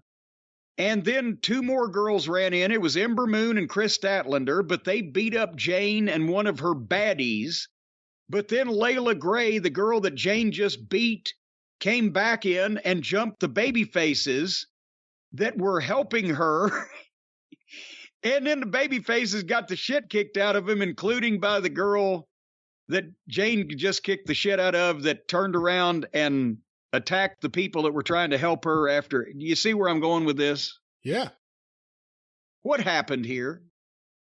What happened was Jade beat Layla Gray, and then I guess Layla Gray, because they kind of put her over when Stokely got on a microphone after the match. He kind of put her over, and I guess it was kind of her audition, like the Blackpool Combat Club with Wheeler Yuta. And they accepted her, but before they had a chance to officially anoint her, Chris Statlander and Athena ran in there and caused chaos, and then she ended up joining with them. I don't know how much I need her. Let me just say also, I think this is a great move. Layla Gray is one of the best looking women I've ever seen in the professional wrestling business. So good move signing her, Tony. All righty. Well, now we had Jim Ross's entrance, Boomer Sooner, because it's the second hour of the show and time for our main event. But they did you see the Rampage plug for Friday night? The big match on Rampage Friday night? It's the Bucks match, right? Well, there's one of those, but the big match. I don't remember. One we're all waiting for. I don't remember. The Royal Rampage. A 20-man, 2-ring battle royal, and the winner gets a shot at Jon Moxley. Another battle royal a week after the last battle royal to determine who the fuck was going to whatever the fuck they were doing. But now this is this. Well, to be fair, when was the last time you saw a 2-ring battle royal? Well, I just saw a 2-ring match last night. That pretty much all I want to see of that. But I guess they had to do it because they already had 2 rings set up. Another battle royal for another title shot and blah, blah, blah. So they lower the cage. They do the blood and guts package.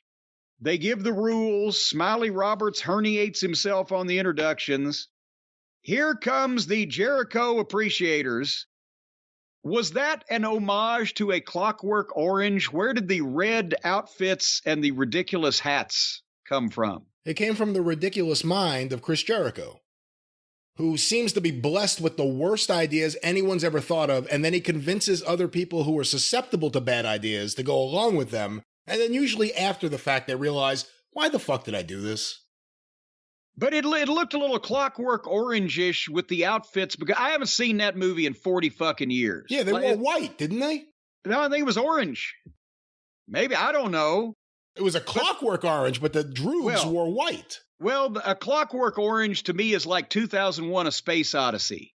I haven't seen either one of those movies in 40 years, and I tried to watch 2001 a couple of years ago and realized why I haven't seen it in 40 years, because that's the worst fucking movie it was ever made. And the soundtrack and the sound effects bothered Harley. She would actually every time that the spaceship noise she'd get up and walk out of the room and snort. So anyway.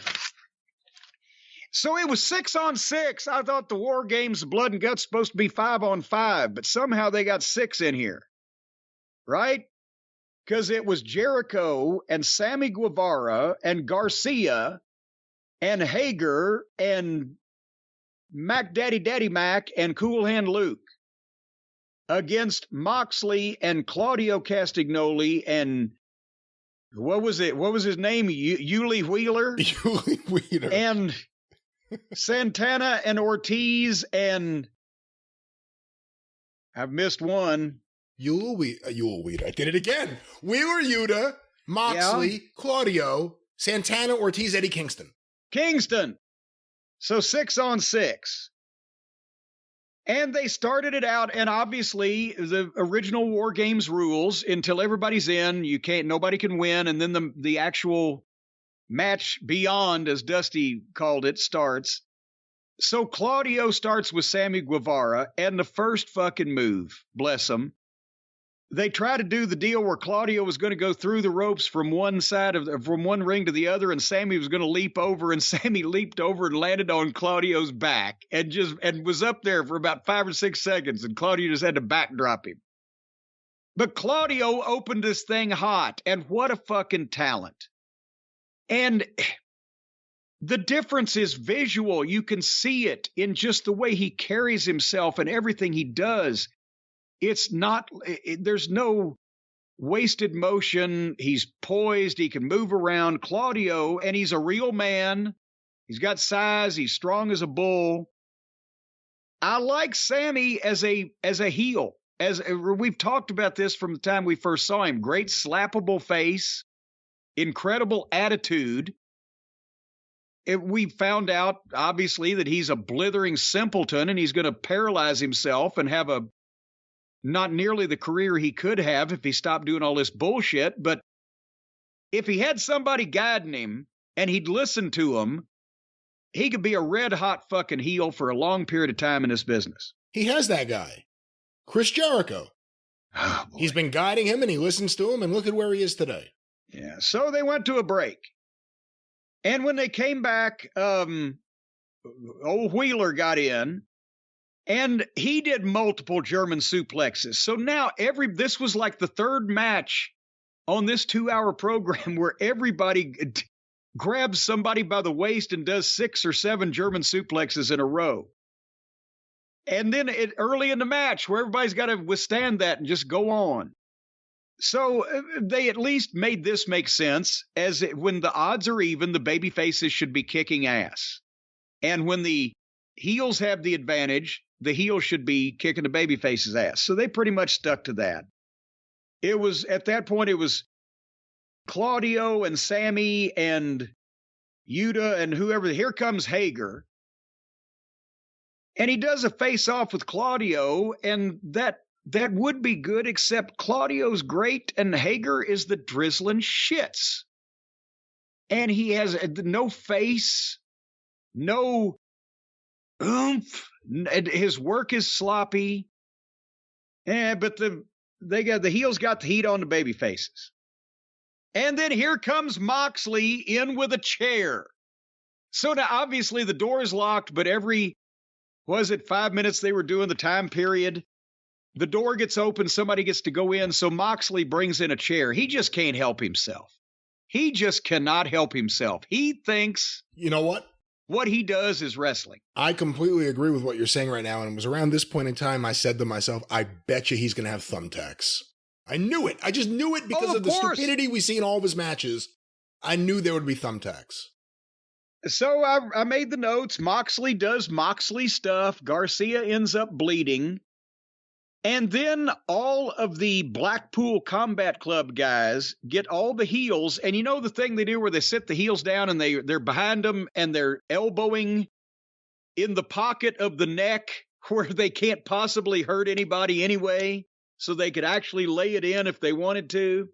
If you laid it in, that's right. Yeah, well, go back. I dare anybody. I will give anybody that goes back and watches this and says that this is not the fakest bunch of shit you've ever seen on a fucking wrestling program, I will give you $500. Moxley they were not even good enough to be called fake elbows. He was just making the motion while the heel was sitting there in front of him, not even bothering to sell it because he wasn't touching him. And then Cool Hand Luke gets in, and because the baby faces are on top, he starts running away from everybody. And the next one in was Ortiz. And now he's got the panda bear makeup, which is from what movie is that from that everybody's told me? Dead Presidents. Dead Presidents. Well, he looks like a goddamn dead Puerto Rican. Because he's got a white face, black circles around his eyes, and now that they've shaved his head, he painted his head red. So he got his bald head painted red, and he's wearing panda makeup, and it looked ridiculous. And they go to another break. And they come back, and here comes Mac Daddy, and now he brings a chair in. And now the heels start getting their heat again, but they show a VTR videotape replay, by the way, for folks wondering what that... The VTR of during the break, Moxley dumped out a bag of broken glass. And even if it was gimmick sugar glass, people don't know that. So,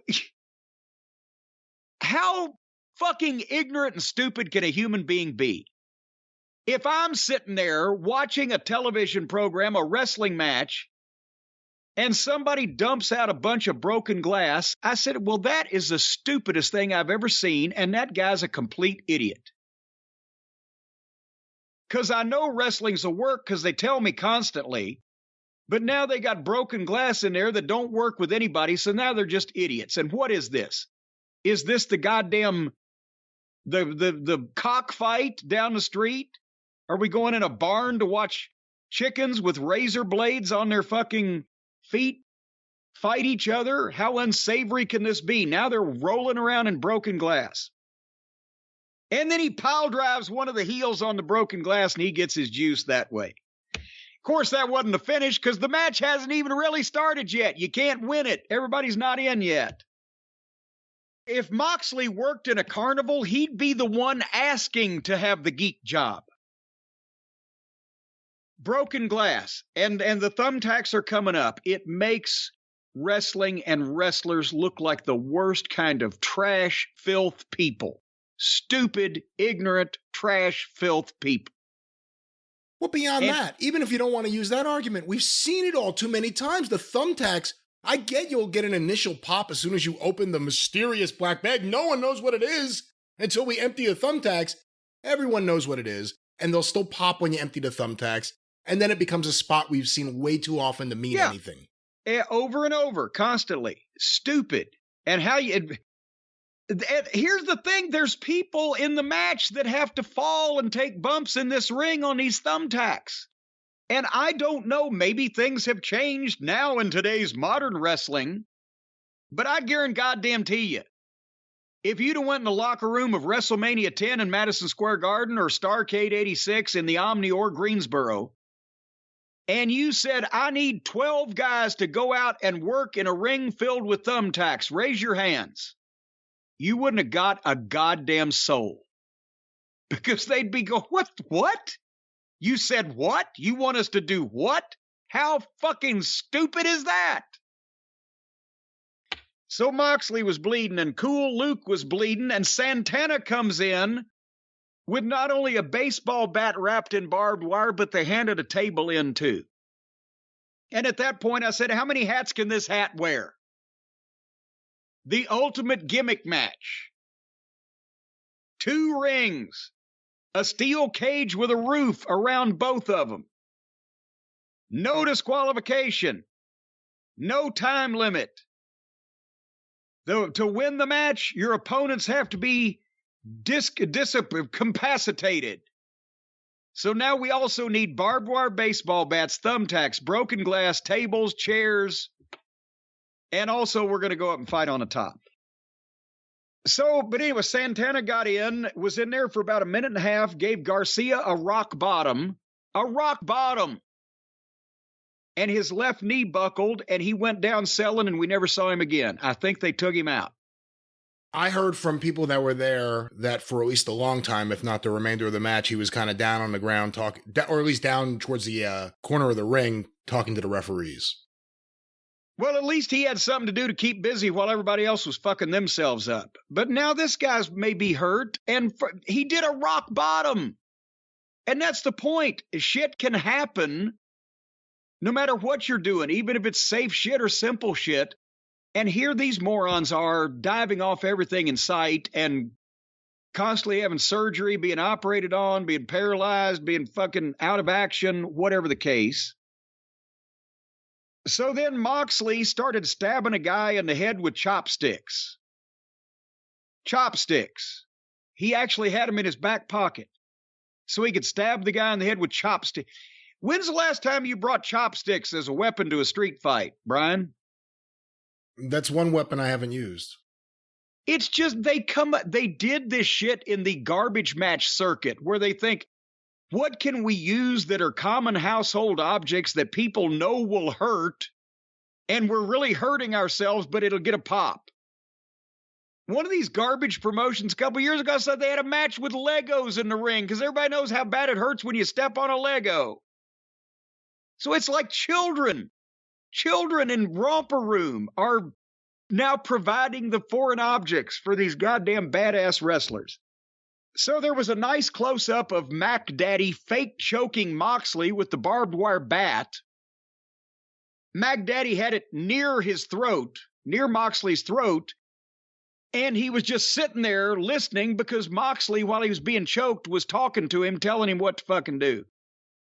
Nice close-up there. Then Jericho came in with another bat, another baseball bat.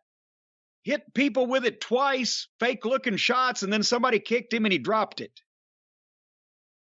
And then finally, the last guy, it had to be the last guy because Kingston wanted to get a hold of Jericho, so they milked that till the end. Here come Kingston in with a kendo stick. And now, everybody was in the ring. Everybody's already bleeding. They've got multiple foreign objects in the ring. They've got 23 minutes left on the air. And I'm thinking, what in the flying fuck Kingston has a bottle of rubbing alcohol, but somehow they got it away from him, or he dropped it or whatever. It fell out of the ring, and then Ty Conti was trying to shove the bottle of rubbing alcohol back through the cyclone fence cage. But did you see? It was just too big. It wouldn't go through the fucking chain link, but she managed to spring a leak in the side of the fucking bottle. So as she's trying to shove it, rubbing alcohol is shooting out toward the person, I think it was Jericho, that she's trying to shove it into. So chairs, sticks, table, rubbing alcohol. They power bombed Hager through the table. And then Wheeler Useless dumps out 10,000 thumbtacks. And they peeled the canvas and the padding back on one of the rings. So one ring has thumbtacks in it. So if you've got a lick of sense, you ain't going to take a bump. And the other ring, half of the canvas and the padding is rolled up and the boards are exposed. So if you've got a lick of sense, you ain't going to take a bump.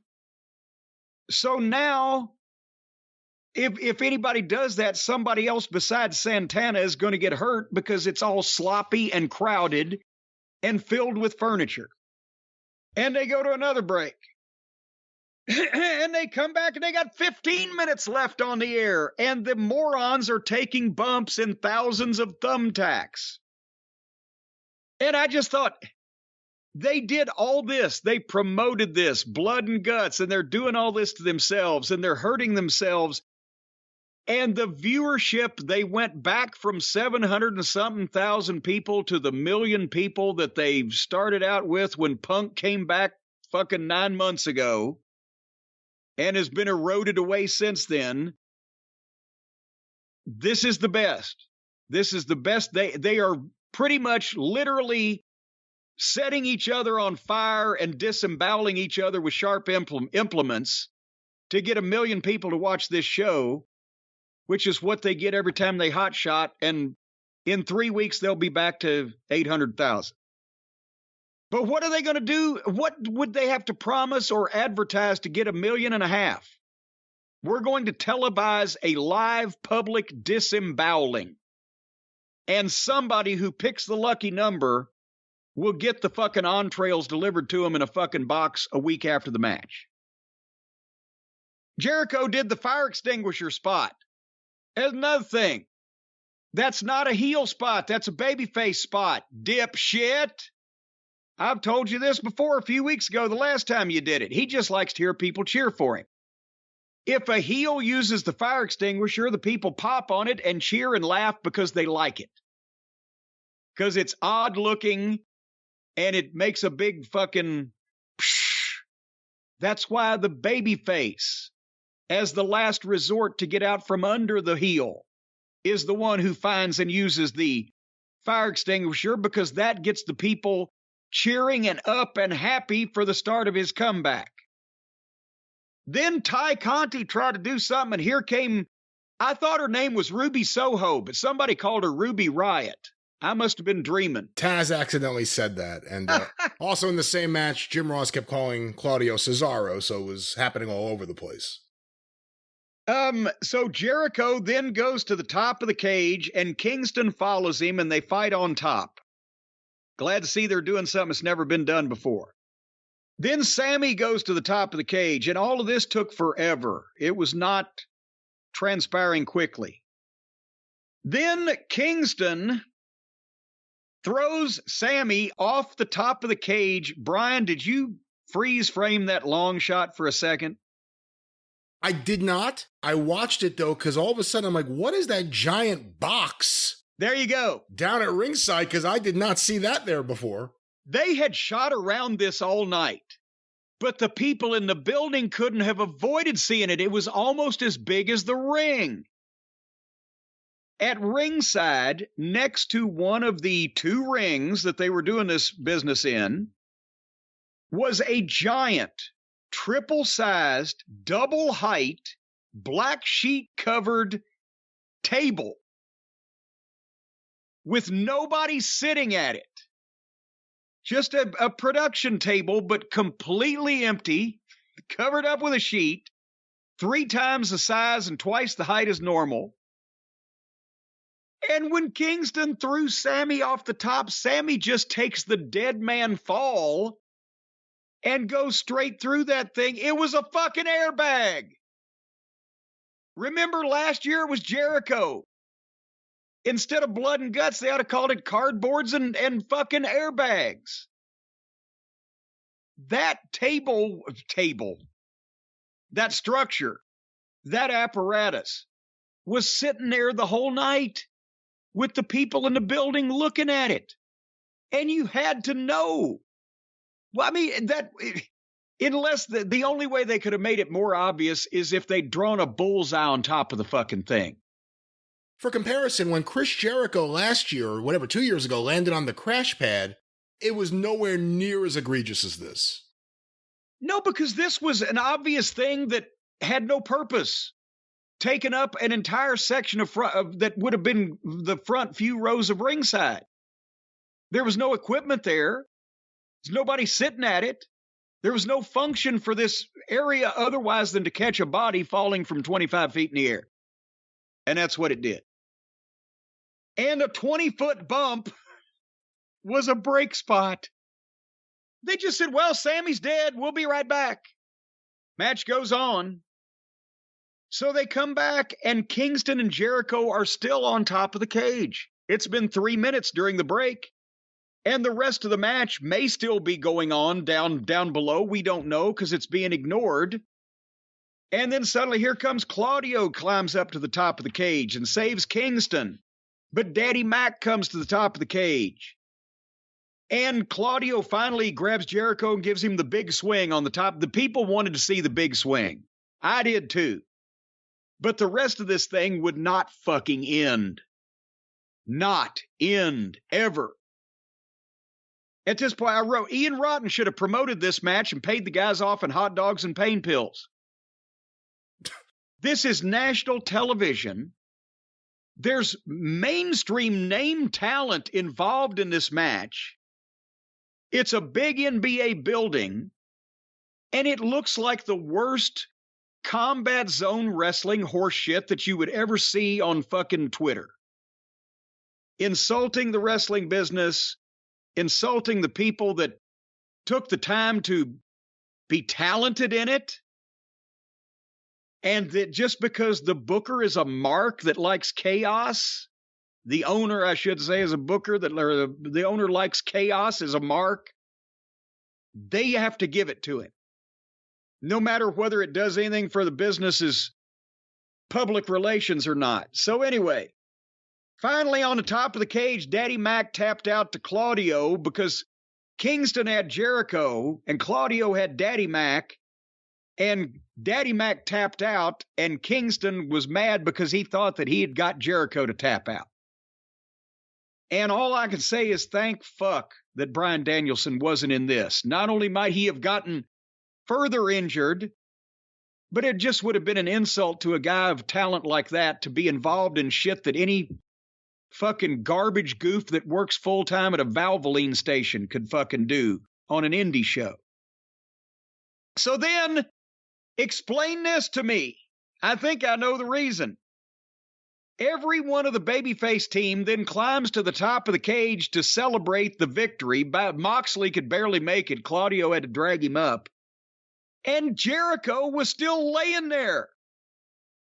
And all of his hated enemies, including Kingston, were just sitting there looking at him 5-6 feet away, ignoring him. And then Jericho and Daddy Mac kind of crawl over to the edge of the cage to give the babyfaces room to lift their hands. But still, there was all the babyfaces just like taking a curtain call. Okay, the play is over now. Thank you guys for coming. We've had a wonderful time. And there's the fucking guy that started this whole thing that they wanted to tear limb from limb. 10 feet away from him on the top of the cage, they don't even touch him or look at him. You know why? I guarantee I know why. Chris Jericho got up there and figured out he couldn't climb back down. That's the only explanation. Any fucking heel would have got out of there if he could when he saw that he was trapped with the babyfaces. Any babyface, I think Kingston actually did. It looked like he talked to him once. But any babyface would have gone, Get the fuck out of here so we don't have to throw you off the cage too. But he just laid there. I guarantee you, Jericho realized at that moment that he couldn't climb off that cage without killing himself. Why else wouldn't he leave? I don't know. I think that's the only reason anyone could come up with. So this was... Maybe he was afraid to go down because Santana was still down there. The guy with one leg. I think I'd be scared of being up on a 25-foot fucking cage with 5 guys than on the floor with one guy with a bad leg. By the way, is this a crutch for Jericho? This is the second straight Blood and Guts match Jericho climbs to the top of the cage. Well, yeah, because that way all the attention can be on him. He can get all the spotlight, and everybody else working hard in the match can be forgotten about. 2 Blood and Guts matches, 2 people that go off the top of the roof of the cage. So now we should just expect it, I guess. Yeah, well, it's a thing that they do now. But, again, free television, fucking, an hour worth of this stuff. No War Games match ever went an hour. Ever. For the same reason, because people would get sick and tired of seeing this chaos and it becomes unbelievable. And the War Games matches, they weren't allowed to bring in any inanimate object that they so desired because they were already in a gimmick match. They didn't need to gimmick it. But, it's embarrassing that people think when anybody that happens to be flipping by, as they say, civilians, outsiders, mainstream folks, people not in the wrestling bubble, it's embarrassing to me that they think that this is what wrestling is. And they watch this and they go, well, we don't want to have our kids watching this shit, or we don't want to watch this shit, or look at how stupid those guys are. They're all a bunch of drug addicts and morons. And you watch this program, you do not get any alternate viewpoint. You don't get the, God, look at the talent that Bryan Danielson, the athletic ability he's showing, or look at the verbal capacity of a CM Punk, or what. You get a bunch of guys fake fighting in barbed wire and thumbtacks. And it's the most unsavory, disgusting bunch of bullshit that I can imagine why anybody would want people to think about wrestling like this. I can't get it. And that's my thoughts on Blood and Guts. I love the blood, and I even love the guts. If people can believe that the 2 guys are actively trying to separate each other from their blood and guts. But when it's a fucking mud show, phony-looking, obviously fake, contrived, stupid, nonsensical, illogical bunch of mayhem, makes everybody in our business look like a goddamn idiot. And that's all I got to say about it. All right, well, that was AEW Blood and Guts. This is my show. I forgot, isn't it? It is. Well, what are we going to do on your show this week coming up? Oh, I think is there another pay-per-view? No, there isn't. Thank God. I don't think there is. I mean, now that you say that, I'm questioning it, but we're going to have a good time. Questions, maybe some songs, maybe some games, some laughter, and a whole lot more. How come on your program we get the songs and the games and the laughs and the jokes and the stories, and on my show we have to talk about this shit? Well, you're sometimes rather down on things. Me? Come on. That's not possible. I'm always positive. I'm always positive. Cornette's very positive. I knew I'd be positive. Oh, positive bad? How can positive be bad? That was a funny story for all the people who remember it. I'm positive that we're going to have a good time on the drive-thru in a few days.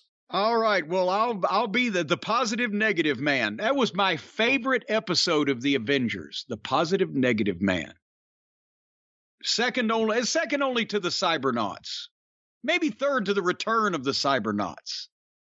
We ought to just get the whole box set of the Avengers and watch that. You don't already have it? I have a couple of seasons, but I don't have an entire box set. Because now there was, do you want the entire box set of all of the Avengers, or do you just want the Avengers when Diana Rigg shows up? because a lot of our fans in the British Isles will remember that John Steed's original partner was a man played by Ian Hendry. And it was very, very primitive program at that point. Then when Diana Rigg, Emma Peel came along, they got some budget.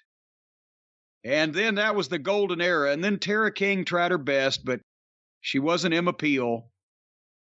And that was all she wrote. The Avengers. You